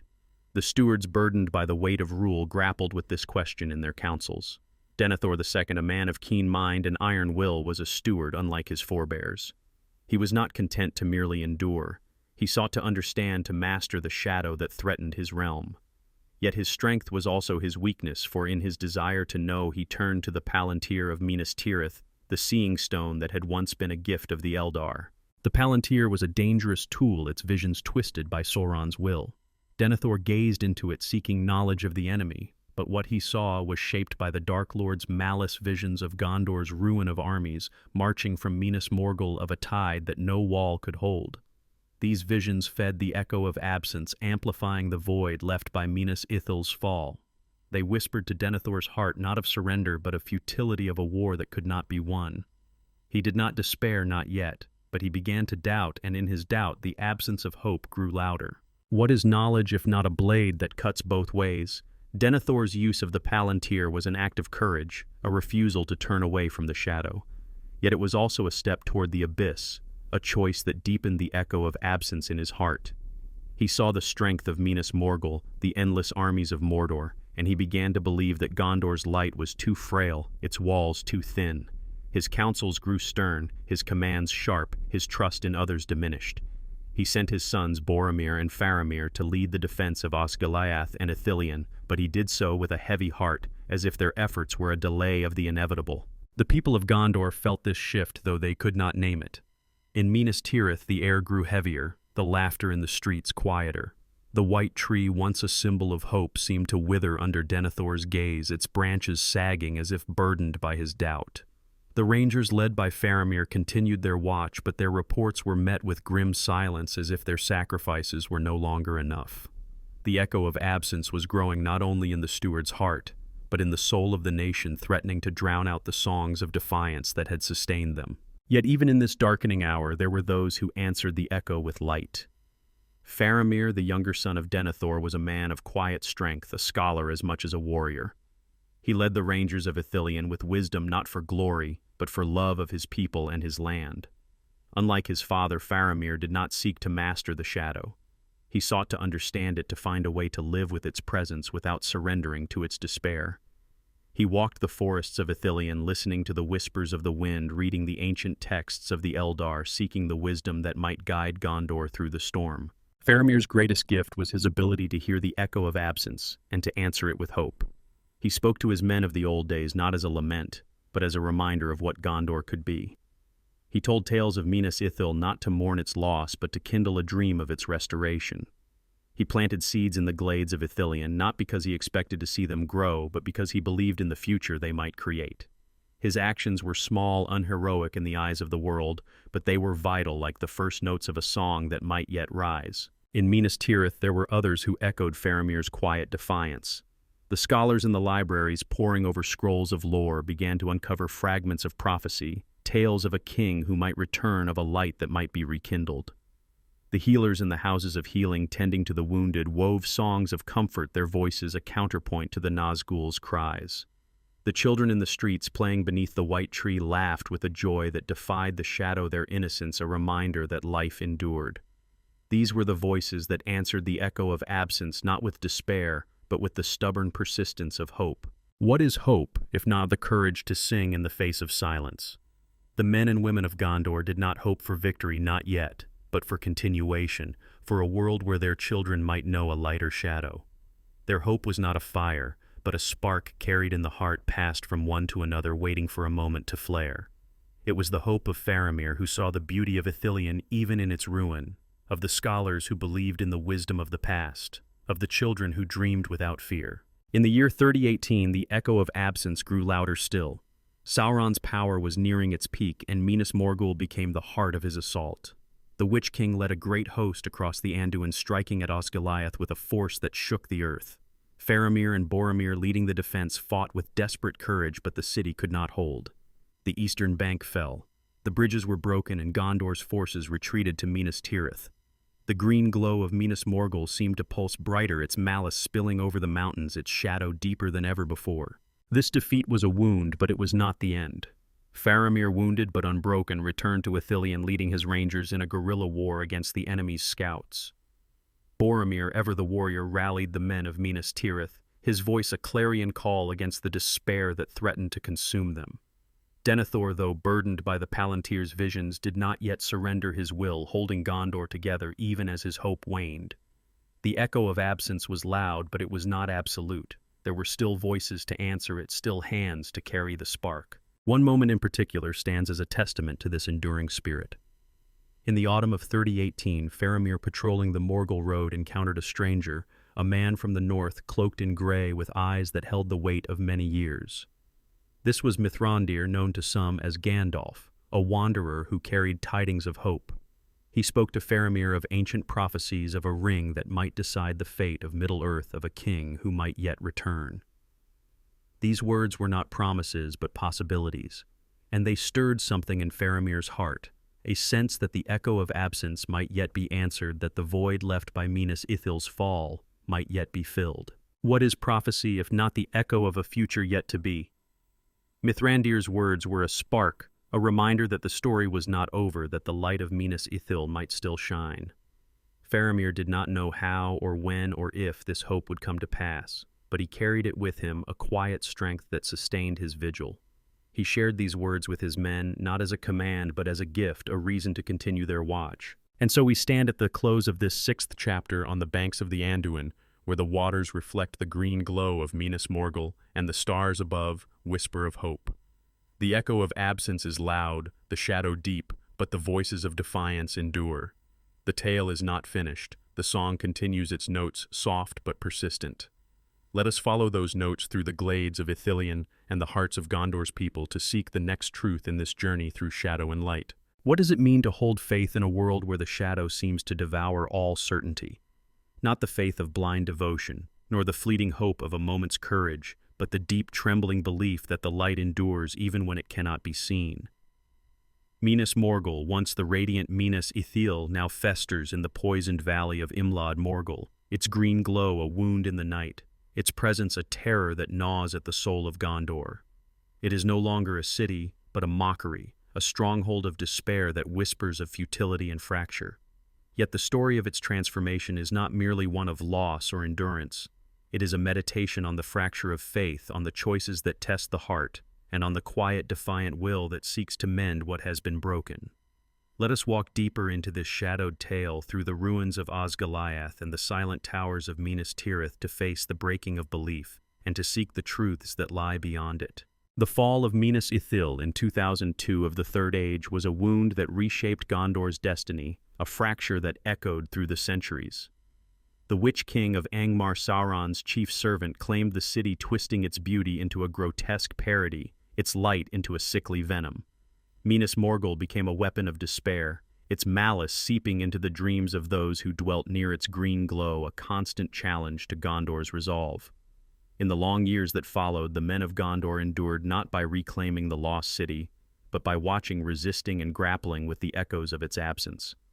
Yet as the War of the Ring loomed in 3018, a new trial emerged, the trial of faith, the moment when belief itself began to crack under the weight of the shadow. In this 7th chapter, we turn to the heart of Gondor's breaking, to the moments when faith faltered, to the choices that widened the fracture, and to the faint, unyielding spark that sought to bridge it.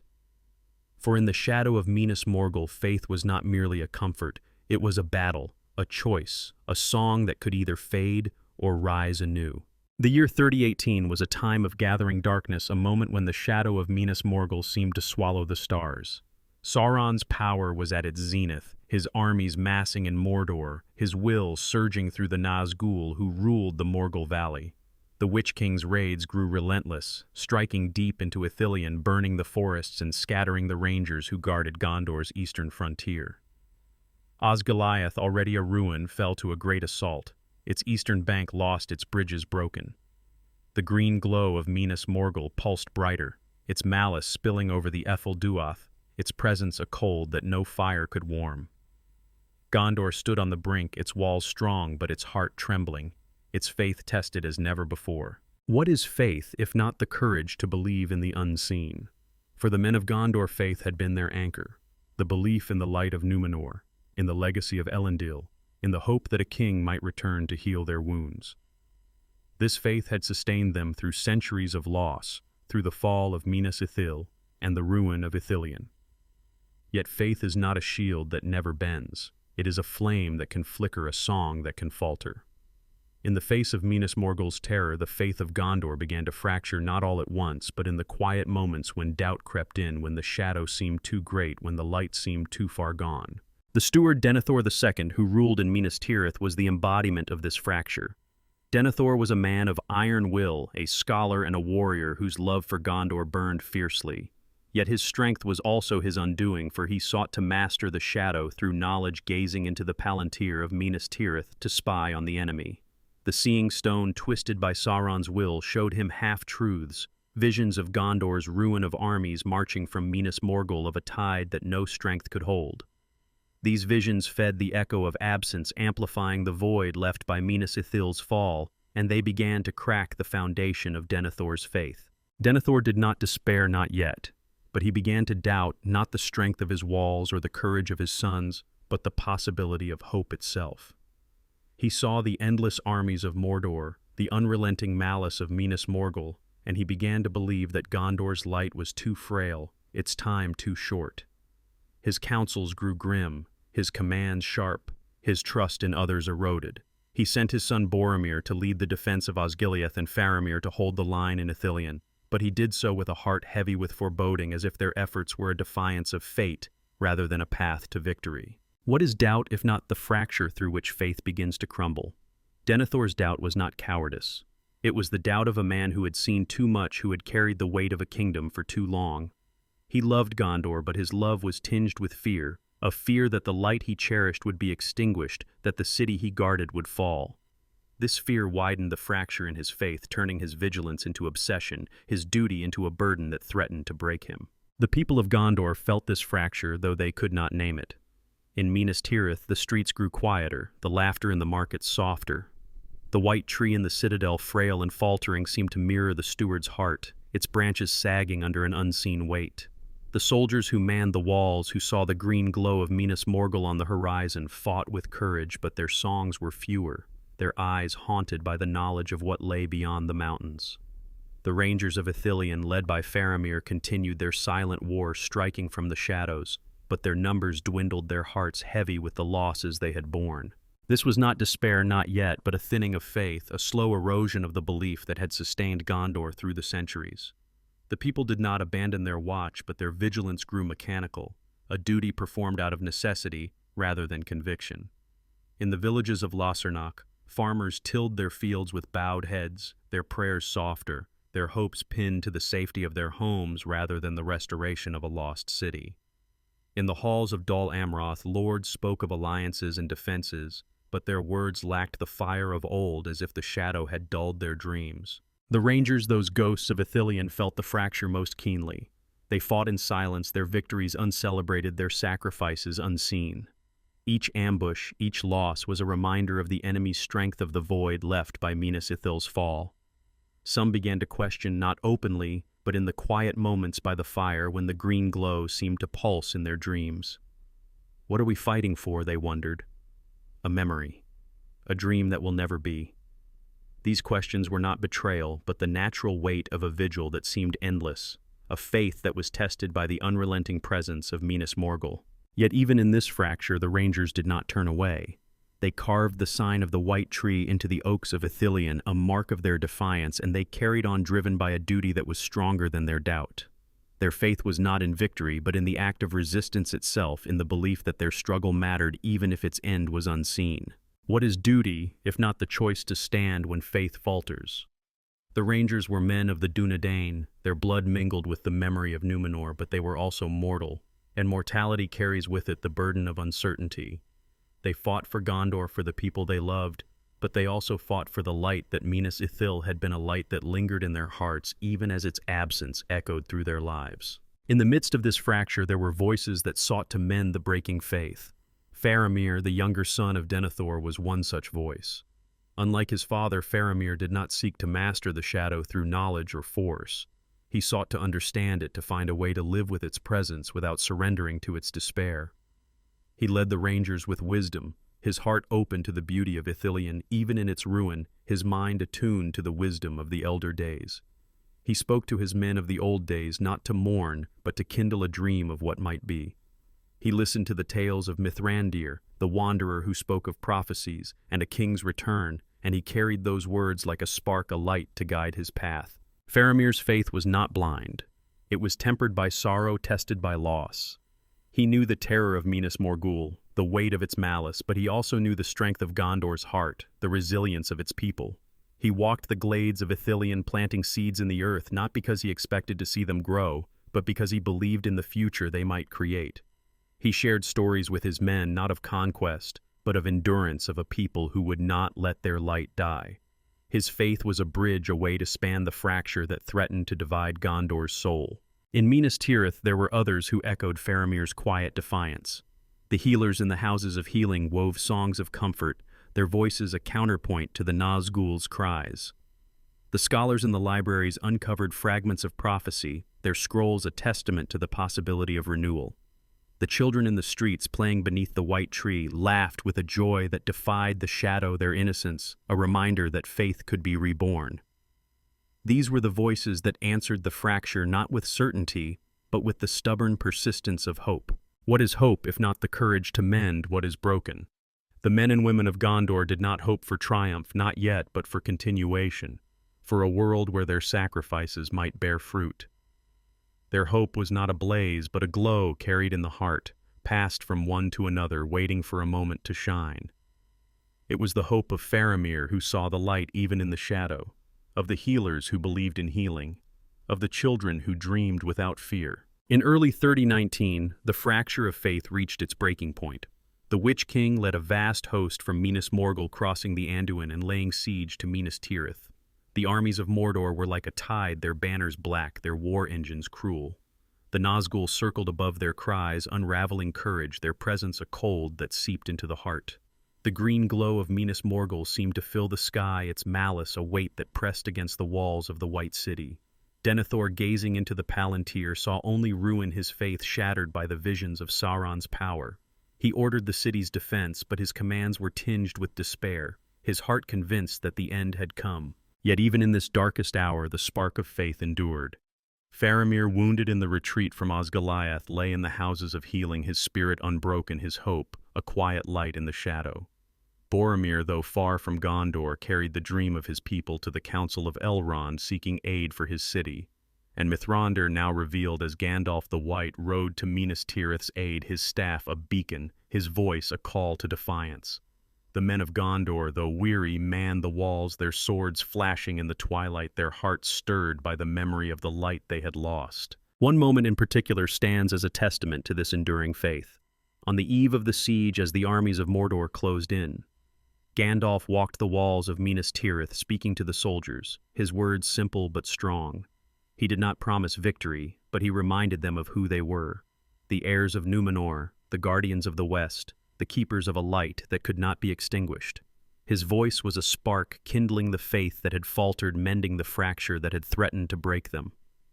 The soldiers listened, their eyes lifting to the stars, their hearts remembering the songs of Minas Ithil. What is defiance if not the choice to sing when the shadow is loudest? Gandalf's words were not a cure but a call, a reminder that faith could be rebuilt, that the light could be reclaimed. The men of Gondor did not know if they would survive, but they chose to fight, to stand, to believe in the possibility of dawn. And so we stand at the close of this 7th chapter on the walls of Minas Tirith, where the white tree stands frail, and the green glow of Minas Morgul stains the sky. The fracture of faith is deep, the shadow heavy, but the spark of defiance endures. The tale is not finished. The song continues, its notes trembling but unbroken. Let us follow those notes through the fields of Pelennor and the hearts of Gondor's people to seek the next truth in this journey through shadow and light. What does it mean to kindle a fire in the heart of darkness where the shadow seems to smother all light? Not the fire of rage or vengeance, nor the fleeting blaze of desperation, but the steady, unyielding flame of defiance that burns even when hope is frail. Minas Morgul, once the radiant Minas Ithil, now festers in the poisoned valley of Imlad. Morgul, its green glow a wound in the world, its towers a mockery of the light they once held. It is a terror, a name that chills the soul, a presence that tests the will of Gondor's people. Yet the story of its transformation is not merely one of loss or fracture. It is a meditation on the fire of defiance, on the choices that fan its flames, and on the courage to stand against the shadow when all seems lost. Let us walk deeper into this shadowed tale through the fields of Pelennor and the battered walls of Minas Tirith to feel the heat of that fire and to seek the truths it illuminates. The fall of Minas Ithil in 2002 of the Third Age was a wound that reshaped Gondor's soul, a fracture that echoed through the centuries. The Witch King of Angmar, Sauron's chief servant, claimed the city, twisting its beauty into a grotesque parody, its light into a sickly venom. Minas Morgul became a stronghold of despair, its malice seeping into the dreams of those who dwelt near its green glow, a constant challenge to Gondor's endurance. In the years that followed, Gondor resisted not by reclaiming the lost city, but by watching, enduring, and grappling with the fracture of faith. Now, in the spring of 3019, as the War of the Ring reaches its climax, a new moment arises, the moment of defiance when the fire of the heart rises to meet the shadow. In this 8th chapter, we turn to the blaze that burned in Gondor's darkest hour, to the choices that fueled it, to the voices that carried it, and to the faint, persistent light that emerged from its embers. For in the shadow of Minas Morgul, defiance was not merely an act. It was a song, a flame, a testament to the unbreakable spirit of those who refuse to bow. The spring of 3019 was a time of unyielding darkness, a moment when the shadow of Minas Morgul seemed to blot out the sun. Sauron's power was at its peak, his armies pouring from Mordor, his will surging through the Nazgul, who ruled the Morgul Valley. The Witch King led a vast host across the Anduin, laying siege to Minas Tirith in a storm of steel and fire. The armies of Mordor were like a tide, their banners black, their war engines cruel, their numbers beyond counting. The Nazgul circled above their cries, unraveling courage, their presence a cold that seeped into the heart. The green glow of Minas Morgul stained the sky, its malice a weight that pressed against the white city's walls, its terror a challenge to the soul of Gondor. What is defiance if not the choice to stand when the shadow is at its strongest? For the men of Gondor, defiance was not a reckless charge or a blind refusal to see the odds. It was a deliberate act, a fire kindled in the heart, a song sung in the face of despair. This fire had been smoldering through the centuries, through the fall of Minas Ithil, the ruin of Ithilien, the fracture of faith, but now, in the hour of greatest need, it flared into life, fueled by the choices of those who refused to let the light die. The siege of Minas Tirith was the crucible where this fire was forged. The city, battered but unbowed, stood as Gondor's last bastion, its 7 walls a testament to the endurance of its people.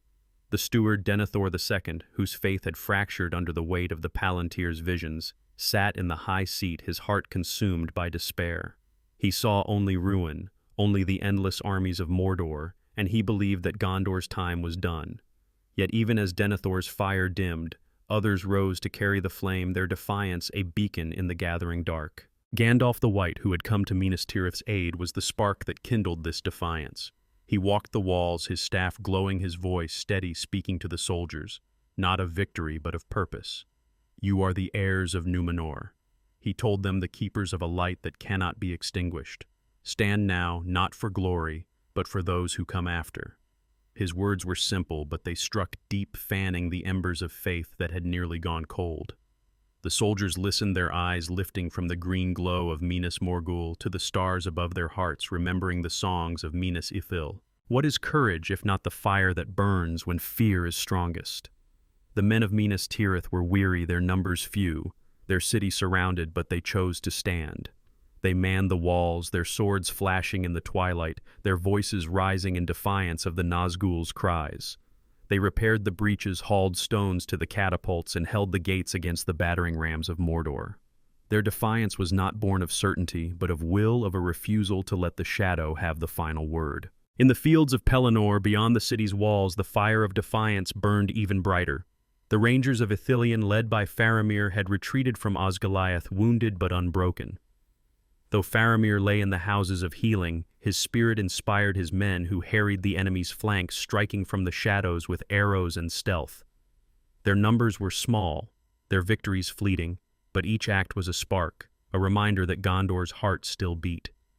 Faramir's faith, tempered by sorrow and wisdom, had taught them to fight not for conquest, but for love of their land, their people, their hope for a better dawn.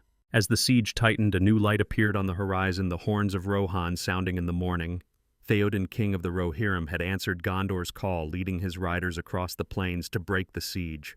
The charge of the Rohirrim was a blaze of defiance, their spears gleaming, their war cries shaking the earth. They rode not only for Gondor, but for the memory of their own losses, for the light that had been dimmed in their own lands. Their hooves thundered across the Pelennor fields, scattering the armies of Mordor, their banners a challenge to the green glow of Minas Morgul. Yet even this fire was tested.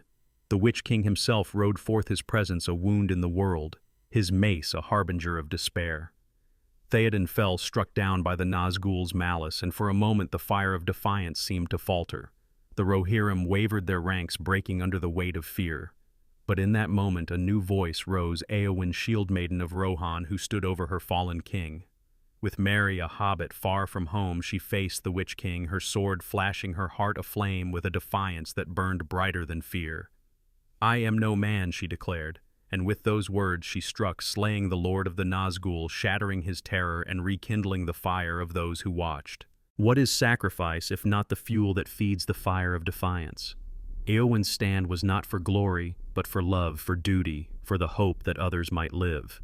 Her victory was a spark that spread, igniting the hearts of the Rohirrim, the men of Gondor, and all who fought on the Pelennor fields. The death of the Witch King was not the end of Minas Morgul's terror, but it was a wound to its power, a crack in the shadow that had loomed over Gondor for centuries. Within the walls of Minas Tirith, the fire of defiance burned in quieter ways. The healers in the houses of healing tended to the wounded, their hands steady, their songs a counterpoint to the cries of battle. They worked through the night, binding wounds, easing pain, and whispering words of comfort to those who had seen the green glow too closely. Their defiance was not in steel, but in care, in the refusal to let despair claim the living. Among them Ioreth, an old woman of the city, spoke of ancient lore of a king whose hands could heal. Her words, though simple, were a spark, a reminder that the light of Numenor might yet return. In the citadel, Gandalf faced a different battle. Denethor, consumed by the Palantir's visions, had lost all faith, his heart broken by the belief that Gondor was doomed. He sought to burn himself and Faramir on a pyre, a final act of despair that would extinguish the stewardship. But Gandalf, with Pippin the Hobbit at his side, intervened, rescuing Faramir and challenging Denethor's darkness. "Authority is not given to you to order the hour of your death." Gandalf declared, his voice a flame that cut through the steward's despair. Denethor's fall was a tragedy, but it was also a moment of clarity, a reminder that defiance could not be rooted in pride or control, but in trust, in the belief that the story was not yet over. What is trust, if not the fire that burns when control is lost? Gandalf's defiance was not in his power, but in his faith in the strength of Gondor's people, in the wisdom of the hobbits, in the possibility of a future unseen. He carried the fire of defiance not as a weapon, but as a gift, passing it to those who would carry it forward. The Battle of the Pelennor Fields was a turning point, but not an end. The armies of Mordor were broken, the Witch King slain, but Minas Morgul remained, its green glow undimmed, its malice unspent. The men of Gondor, though victorious, were weary, their city scarred, their losses heavy. Yet the fire of defiance burned brighter than ever, fueled by the choices of those who had stood, who had fought, who had refused to bow. One figure emerged from the battle as a new beacon of this fire, Aragorn, son of Arathorn, the heir of Elendil. He came to the Pelennor Fields not as a king, but as a captain leading the Dunedain and the men of the south in ships taken from the corsairs. His banner, unfurled in the morning light, bore the white tree and the 7 stars, a symbol of the light that Minas Ithil had once been. Aragorn's arrival was a spark, a reminder of the prophecies that had sustained Gondor through the centuries of a king who might return to heal its wounds. Aragorn's defiance was not in his sword, though Andúril flamed in his hand, nor in his lineage, though he was of the blood of Númenor. It was in his choice to come to stand with Gondor in its darkest hour, to offer his strength without demanding a crown. He entered Minas Tirith not as a conqueror but as a healer tending to the wounded in the houses of healing his hands, bringing light where the shadow had lingered. His presence was a fire not of destruction but of renewal, a promise that the light of Minas Ithil might yet be reclaimed. What is leadership if not the fire that kindles others to burn? Aragorn did not command defiance. He inspired it, his actions a call to those who had forgotten their own strength. The men of Gondor, seeing his banner, remembered the songs of their fathers. The Rohirrim fighting beside him found new courage in his calm resolve. The hobbits, small but steadfast, carried his hope into the heart of the city, their voices a reminder that even the smallest could defy the shadow. In the days after the battle, the fire of defiance spread. The captains of the West, led by Aragorn, Gandalf, and Éomer of Rohan, gathered in council to decide their next step. Minas Morgul remained its terror, a constant threat, its armies regrouping in the shadow of Mordor. The wise knew that Sauron's power was not broken, that the War of the Ring was far from over. Yet they chose not to retreat, not to fortify their walls and wait for the next assault. Instead, they resolved to march to the Black Gate to challenge Sauron in his own land, to draw his eye and give Frodo the Ring-bearer a chance to destroy the One Ring. This was the ultimate act of defiance, a fire that burned not for victory, but for possibility. The army of the West was small, their chances slim, their path shadowed by the green glow of Minas Morgul and the fires of Mount Doom. Yet they marched their banners high, their voices rising in songs of old. They marched for Gondor, for Rohan, for the memory of Minas Ithil, for the hope that a single act might change the world. What is hope, if not the fire that burns when all seems lost? The men of Gondor did not march to the Black Gate expecting triumph, but they marched believing in the light they carried, in the legacy of their ancestors, in the possibility of a dawn they might not see. Their defiance was a song, a flame, a challenge to the shadow that had haunted them for centuries. And so we stand at the close of this 8th chapter on the fields of Pelennor, where the white tree stands frail and the green glow of Minas Morgul lingers on the horizon. The fire of defiance burns bright, the shadow deep, but the light endures. The tale is not finished. The song continues, its notes bold but tempered by loss. Let us follow those notes through the marches of Mordor and the hearts of Gondor's people to seek the next truth in this journey through shadow and light. What does it mean to walk into the shadow knowing the light may never follow? Not the reckless charge of a hero, nor the blind hope of the untested, but the deliberate trembling step of those who choose to face the dark for the sake of a world they may not see. Minas Morgul, once the radiant Minas Ithil, now festers in the poisoned valley of Imlad. Morgul, its green glow, a wound in the world, its towers, a mockery of the light they once cradled. It is a terror, a name that haunts the soul, a presence that tests the will of Gondor's people to its breaking point. Yet the story of its transformation is not merely one of loss or defiance. It is a meditation on the march of the damned, on the choices that lead a people to the edge of oblivion, and on the fragile, unyielding hope that carries them through. Let us walk deeper into this shadowed tale through the ash-choked plains of Mordor and the battered hearts of Gondor's remnant, to face the darkness and to seek the truths that lie beyond it. The fall of Minas Ithil in 2002 of the Third Age was a wound that reshaped Gondor's destiny, a fracture that echoed through the centuries. The Witch King of Angmar, Sauron's chief servant, claimed the city, twisting its beauty into a grotesque parody, its light into a sickly venom. Minas Morgul became a stronghold of despair, its malice seeping into the dreams of those who dwelt near its green glow, a constant challenge to Gondor's endurance. In the spring of 3019, the Battle of the Pelennor Fields kindled a fire of defiance, breaking the Witch King's terror and rekindling Gondor's hope. Yet the shadow of Minas Morgul remained, its power undimmed, its threat unbroken. Now, as the War of the Ring reaches its climax, a new choice emerges: to march into the heart of darkness, to challenge the shadow on its own ground, to risk all for a hope that hangs by a thread. In this 9th chapter, we turn to the march of the damned, to the choices that led Gondor to the Black Gate, to the voices that sustained them in the face of annihilation, and to the faint, persistent light that flickered in the heart of despair. For in the shadow of Minas Morgul, this march was not merely a strategy. It was a song, a sacrifice, a testament to the unbreakable will of those who choose to walk into the dark. The days following the Battle of the Pelennor Fields in March 3019 were a fleeting respite, a moment of light in a world still cloaked in shadow. Minas Tirith stood scarred but unbowed, its walls battered, its people weary. The death of the Witch King had broken the heart of Minas Morgul's terror, but the city itself remained, its green glow pulsing on the horizon, its armies regrouping in the shadow of Mordor. Sauron's power was vast, his will unrelenting, his eye fixed on the destruction of the West. The victory at Pelennor was a spark, but it was not an end. The War of the Ring was far from over, and the fate of Middle-earth hung in the balance, carried by a hobbit far from home, bearing a burden none could share. What is sacrifice if not the choice to give all for a hope unseen? The captains of the West, Aragorn, Gandalf, Éomer of Rohan, Imrahil of Dol Amroth, and the sons of Elrond gathered in council in Minas Tirith, their faces grim, their hearts heavy with the knowledge of what lay ahead. They knew that Sauron's armies were vast, that Minas Morgul was but one of his strongholds, that the road to victory was narrow and shadowed. Yet they also knew of Frodo the Ring-bearer who carried the One Ring toward the fires of Mount Doom. His quest was Gondor's only hope, a fragile thread that could unravel the Dark Lord's power.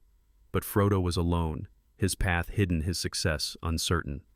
To give him time to draw Sauron's eye, the captains made a choice that would echo through the ages, to march to the Black Gate, to challenge Sauron in his own land, to risk annihilation for the sake of a chance. This was the march of the damned, a journey not for victory, but for possibility. The army of the West was small, no more than 7,000 strong, a mere shadow of the hosts that had once marched under Elendil. They were men of Gondor and Rohan Dunedain of the north, and a scattering of others who had survived the siege. Their armor was dented, their blades nicked their bodies, weary from battle. They knew the odds, knew that the Black Gate was a maw that could swallow them whole, knew that Minas Morgul's armies would be among those they faced.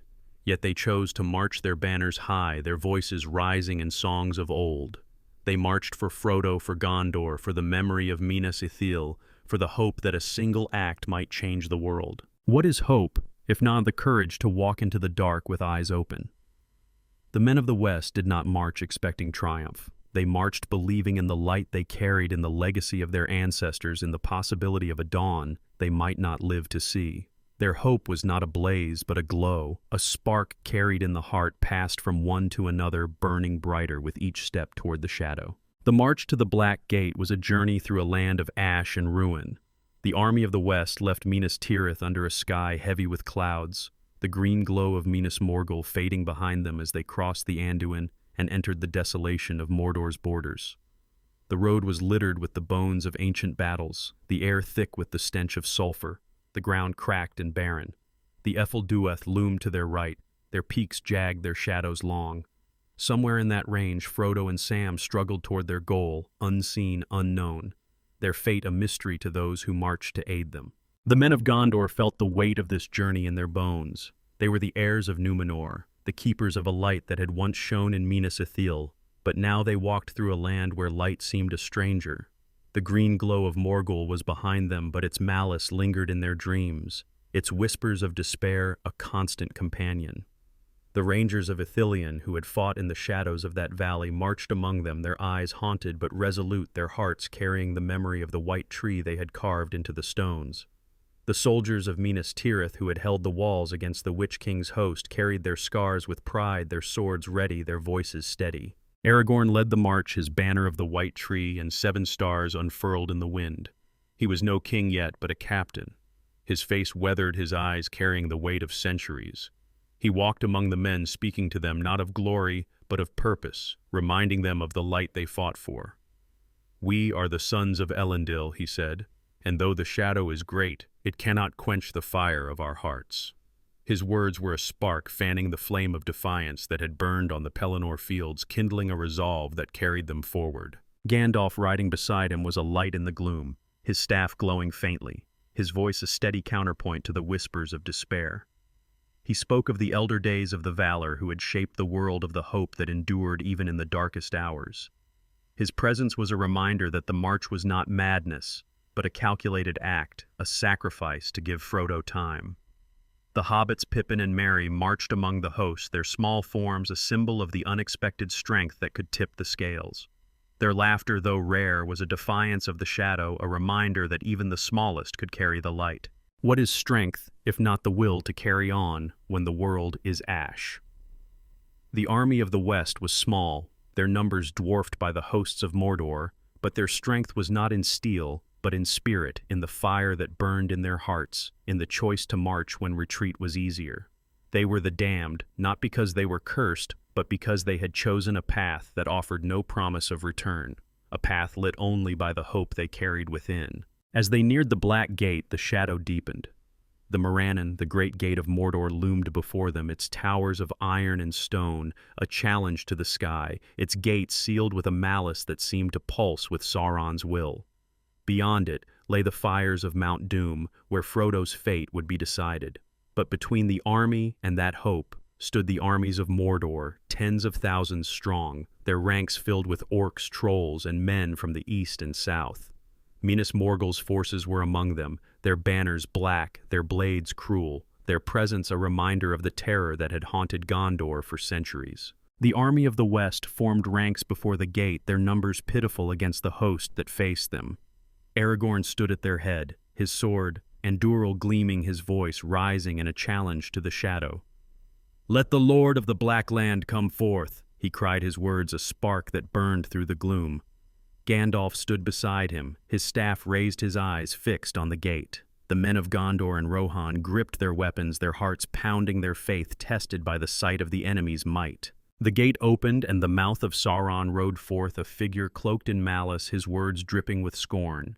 He mocked the army, taunted them with the relics of Frodo's quest, a mithril coat, a sword, a cloak claiming the ring-bearer was dead, his hope lost. His words were a blade cutting at the heart of the army's defiance, seeking to extinguish the fire that had carried them this far. For a moment doubt flickered in the eyes of the men, the echo of Minas Morgul's despair rising once more. But Gandalf's voice cut through the shadow, steady and unyielding. "We do not come to bargain with Sauron, nor to believe his lies," he declared, rejecting the mouth's terms. His defiance was a flame, rekindling the resolve of the host, reminding them of the hope they carried, of the light that Minas Ithil had been. Aragorn, silent but resolute, raised his sword, his eyes fixed on the enemy, his heart unwavering. The men of Gondor, stirred by their leaders, raised their voices in a song of defiance, a song that echoed the tales of Elendil, of the white tree, of a city that might yet shine again. What is faith, if not the fire that burns when lies are loudest? The army of the West did not believe the mouth's words, not fully, but they felt their weight, the possibility that Frodo had failed. Yet they chose to stand, to fight, to hold the line for a hope that might already be lost. Their faith was not in certainty, but in possibility, in the belief that their sacrifice might yet matter. The battle at the Black Gate was a storm of steel and shadow. The armies of Mordor poured forth their numbers, overwhelming their malice, a tide that threatened to drown the West. The men of Gondor fought with desperate courage, their swords flashing, their shields splintering. The Rohirrim charged with reckless valor, their spears breaking the enemy's ranks.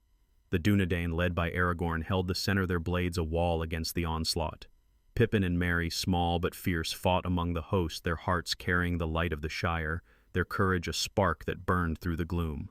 The Nazgûl circled above their cries, a wound in the heart, their presence a reminder of Minas Morgul's terror.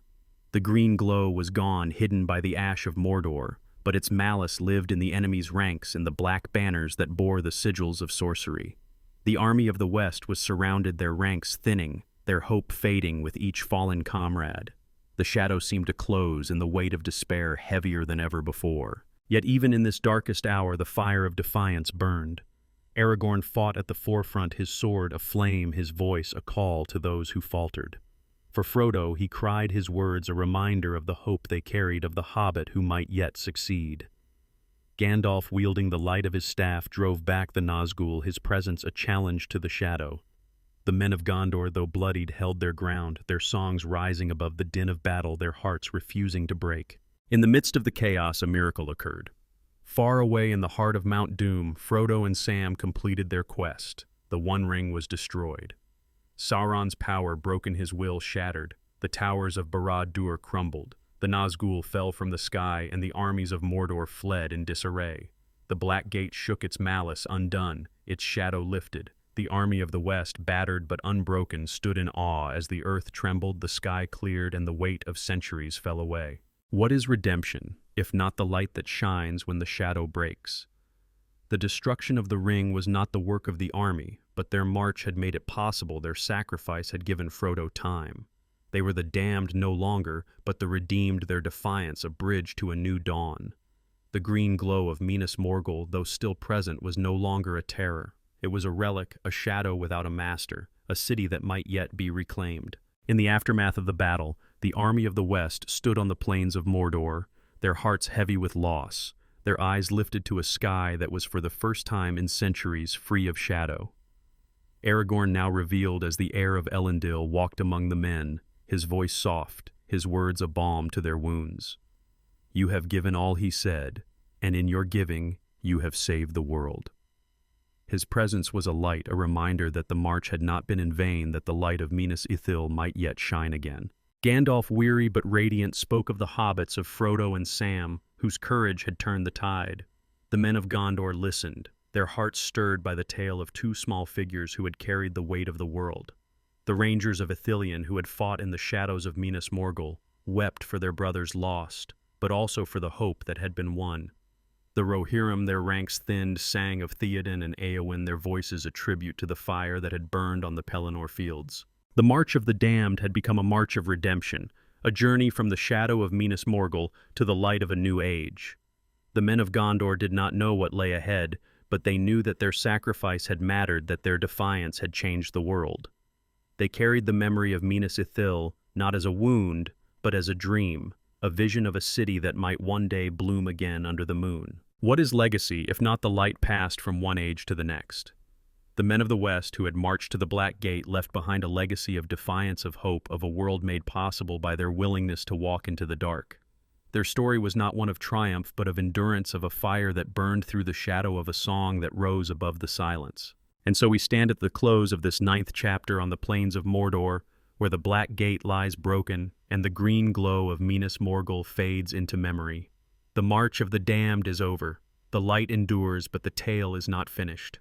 The song continues, its notes soft but resonant, carrying the hope of a world reborn. Let us follow those notes through the ruins of Mordor and the hearts of Gondor's people to seek the final truth in this journey through shadow and light. What does it mean to stand at the edge of a new dawn where the shadow has lifted, but its memory lingers like a song that fades yet never fully dies?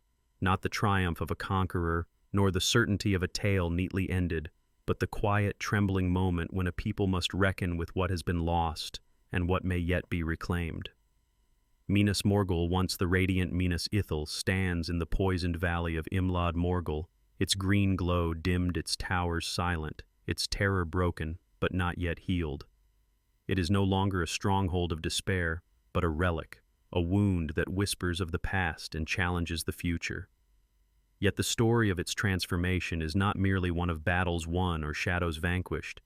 It is a meditation on the song that fades, on the choices that shape a world reborn, and on the fragile, enduring light that carries a people forward.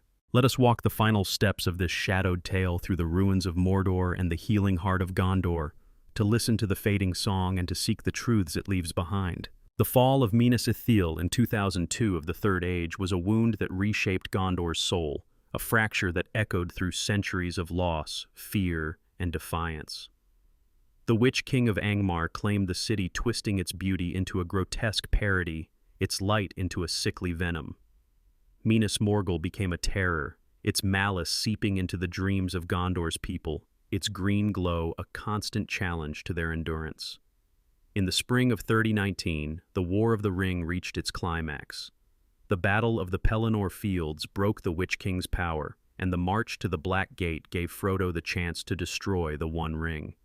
With Sauron's fall, the shadow lifted, but the scars remained none deeper than the memory of Minas Morgul, a city lost, defiled, and now silent. In this final chapter, we turn to the aftermath, to the choices that defined Gondor's renewal, to the voices that carried its hope, and to the revelation that lies not in resolution, but in the fading notes of a song that lingers in the heart. The spring of 3019 was a time of impossible light, a dawn that broke over a world long shadowed. The destruction of the One Ring and the fires of Mount Doom shattered Sauron's power. His will undone, his towers crumbled. Barad-dûr fell, the Nazgûl vanished, and the armies of Mordor fled or perished. The Black Gate, once a maw of despair, stood broken, its malice spent. The green glow of Minas Morgul, which had haunted Gondor for centuries, faded, its sorcery unraveling without Sauron's will to sustain it. The valley of Imlad Morgul was silent, its mists thinning, its waters no longer poisoned. Yet silence is not healing, and the end of terror is not the end of sorrow. For Gondor, the victory was a beginning, not an end, a moment to reckon with the wounds of the past and to choose the shape of the future. What is renewal if not the courage to rebuild where ruin has been? The men of Gondor who had marched to the Black Gate as the damned returned to Minas Tirith, as the redeemed, their hearts heavy with loss, but lifted by hope. They had faced the shadow of Minas Morgul, had stood against its terror, and had seen the light endure. Yet the city itself remained, its towers defiled, its stones stained by centuries of sorcery. To look upon it was to feel the echo of absence, the memory of Minas Ithil's moonlight, the weight of all that had been lost. The question now was not how to defeat the shadow, but how to heal its scars, how to reclaim a light that had been so utterly defiled. Aragorn, son of Arathorn, now crowned Elisar the Elfstone, stood at the heart of this question. As the returned king, he bore the weight of Gondor's past and the hope of its future. His coronation in Minas Tirith was a moment of radiant renewal, the white tree blooming anew under his care, its blossoms a symbol of Numenor reborn. The people gathered in the citadel, their voices rising in songs of Elendil, their eyes bright with a hope they had nearly forgotten. Yet Aragorn's gaze turned eastward to the valley where Minas Morgul stood, a silent challenge to the new age. He knew that Gondor's healing could not be complete while that wound remained, that the light of Minas Ithil could not be restored by ignoring its shadow. What is kingship if not the burden of carrying a people's dreams? Aragorn's first acts as king were not of conquest, but of restoration. He sent healers to the houses of healing, where Faramir, now steward, recovered from his wounds, his wisdom a bridge between the old Gondor and the new. He welcomed the Rohirrim, led by Éomer, as brothers, forging bonds that would strengthen both realms. He honored the hobbits Frodo, Sam, Merry, and Pippin, whose courage had turned the tide, their smallness a reminder that the greatest light often comes from the humblest source. And he turned his heart to the east, to the land scarred by Sauron's malice, to the question of Minas Morgul and the valley it had poisoned. The valley of Imlad Morgul was a place of ghosts, its silence heavier than its terror had been. The green glow was gone, the Nazgul vanquished, but the towers still loomed, their stones stained with sorcery, their arches twisted by centuries of malice. The Morgul Duin, once a clear stream, ran sluggish, its waters no longer deadly, but not yet clean. The mists that had coiled like serpents were thinning, but the air still carried a weight, a memory of despair that clung to the heart. To enter the valley was to feel the echo of Minas Ithil, the faint song of a city that had been a city of moonlight, of laughter, of a white tree that bloomed under the stars. Aragorn with Faramir and a small company ventured to the valley in the months after the war. They did not come to reclaim, not yet, but to understand, to listen to the silence, and to seek its meaning. The towers of Minas Morgul stood empty, their halls abandoned, their sorcery spent. Yet the stones seemed to whisper not of Sauron's malice, but of the light they had once held, of the hands that had built them, of the dreams that had shaped them. Faramir, whose heart had always heard the songs of the past, walked the ruined streets, his eyes tracing the faded carvings, his hands touching the defiled stone. This was a place of beauty. He said, his voice soft, and beauty may yet return. Aragorn's decision was both bold and humble. Minas Morgul would not be rebuilt, not yet. The valley was too wounded, its scars too deep. Instead, he ordered the towers torn down, their stones scattered, their malice buried. The Morgul Duin was cleansed, its waters guided to new channels, its banks planted with seeds from Ithilion's glades. The valley would be left to heal, to breathe, to remember the light it had once held. This was not a rejection of Minas Ithil, but a reverence for it, a choice to honor its memory by letting the land rest, to prepare it for a future when its song might rise again. What is healing, if not the patience to let wounds mend? Aragorn's choice was a reflection of his kingship, a balance of strength and wisdom, of action and restraint. He did not seek to erase the past, but to transform it, to let the echo of Minas Ithil's absence become a promise of its return. The people of Gondor, hearing of this, felt a quiet hope, a sense that their king saw not only their strength but their sorrow, and that he carried both in his heart. In Ithilien, the work of renewal began in earnest. Faramir, named Prince of Ithilien by Aragorn, took up the task of restoring the land that had been Gondor's garden. The forests scarred by fire and war were replanted with saplings, their roots sinking into earth that was slowly coming alive. The streams once fouled by the Morgul mists ran clear again, their waters singing of hope. The rangers who had fought in Ithilion's shadows laid down their bows and took up tools, building homes where once they had hidden. Their signs of the white tree carved into the stones became markers of new paths guiding settlers who returned to the land. Faramir's work was not only in stone and earth, but in spirit. He gathered the people of Ithilien, old and new, and spoke to them of the past, not as a lament, but as a foundation. He told tales of Minas Ithil, of its moonlight and its songs, not to mourn its loss, but to kindle a dream of what might be. He sang with them, his voice joined by Eowyn, the shield maiden of Rohan, who had chosen to make Ithilien her home. Their love, born in the shadow of war, was a light that warmed the land, a reminder that even in the aftermath of terror, life could flourish. What is love, if not the light that grows, where despair once stood? Faramir and Eowyn's union was a symbol of Gondor's renewal, a bridge between the old wounds and the new hope. Their work in Ithilien was a song not of triumph, but of persistence, of a land and a people who refused to let the shadow have the final word. The settlers who joined them, farmers and artisans, brought their own songs, their own dreams, weaving a new tapestry where the threads of Minas Ithil's memory intertwined with the promise of a future. In Minas Tirith, the heart of Gondor beat stronger. Aragorn, as King Elisar, ruled with a wisdom that honored the past while shaping the future. The white tree bloomed in the citadel, its blossoms a mirror of the hope that had returned. The city's walls were repaired, its streets filled with laughter, its halls echoing with the songs of Numenor. The people who had endured centuries of shadow began to dream again, not only of survival, but of a world where the light of their ancestors could shine anew. Yet the memory of Minas Morgul lingered, a faint note in the song of renewal. The people did not speak of it often, but when they did, it was with a reverence, a recognition of the cost of their victory. The rangers, now settlers, told their children of the valley not as a place of terror, but as a reminder of what had been lost and what had been won. The scholars in the libraries wrote of Minas Ithil, preserving its songs in scrolls that would carry its light to future generations. The healers in the houses of healing who had tended the wounds of the war spoke of the valley's cleansing, a symbol of the heart's capacity to mend. Aragorn, too, carried this memory. He walked the halls of Minas Tirith, his crown a weight of duty, his heart attuned to the echoes of the past. He spoke often with Faramir, whose wisdom tempered his own, and with Gandalf, who had returned to guide the new age. Together they dreamed of a day when the valley of Imlad Morgul might be more than a memory, when its stones might be raised again, not as a fortress but as a place of peace, a city that sang once more under the moon. What is memory, if not the song that carries the past into the future? The memory of Minas Morgul was not a wound to be hidden, but a truth to be honored, a reminder that light could endure even the deepest shadow. The people of Gondor carried this memory in their hearts, not as a burden, but as a gift, a testament to their resilience, their defiance, their hope. As the years passed, the Fourth Age began a time of peace and rebuilding. Gondor grew strong under Aragorn's rule, its borders expanding, its alliances deepening. Rohan flourished under Eomer, the elves of Lothlorien, and Rivendell lingered in Middle-earth for a time, their songs a blessing on the land. The hobbits returned to the Shire, their smallness a reminder of the courage that had changed the world. Ithilien bloomed, its forests green, its streams clear, its people singing of a future they could shape. The valley of Imlad Morgul remained silent, but it was a silence of healing, not of despair. The land breathed its wounds, slowly mending its memory, carried by those who had fought for its light. The people of Gondor did not return to rebuild, not yet, but they visited, leaving offerings of flowers and songs honoring the past while dreaming of the future.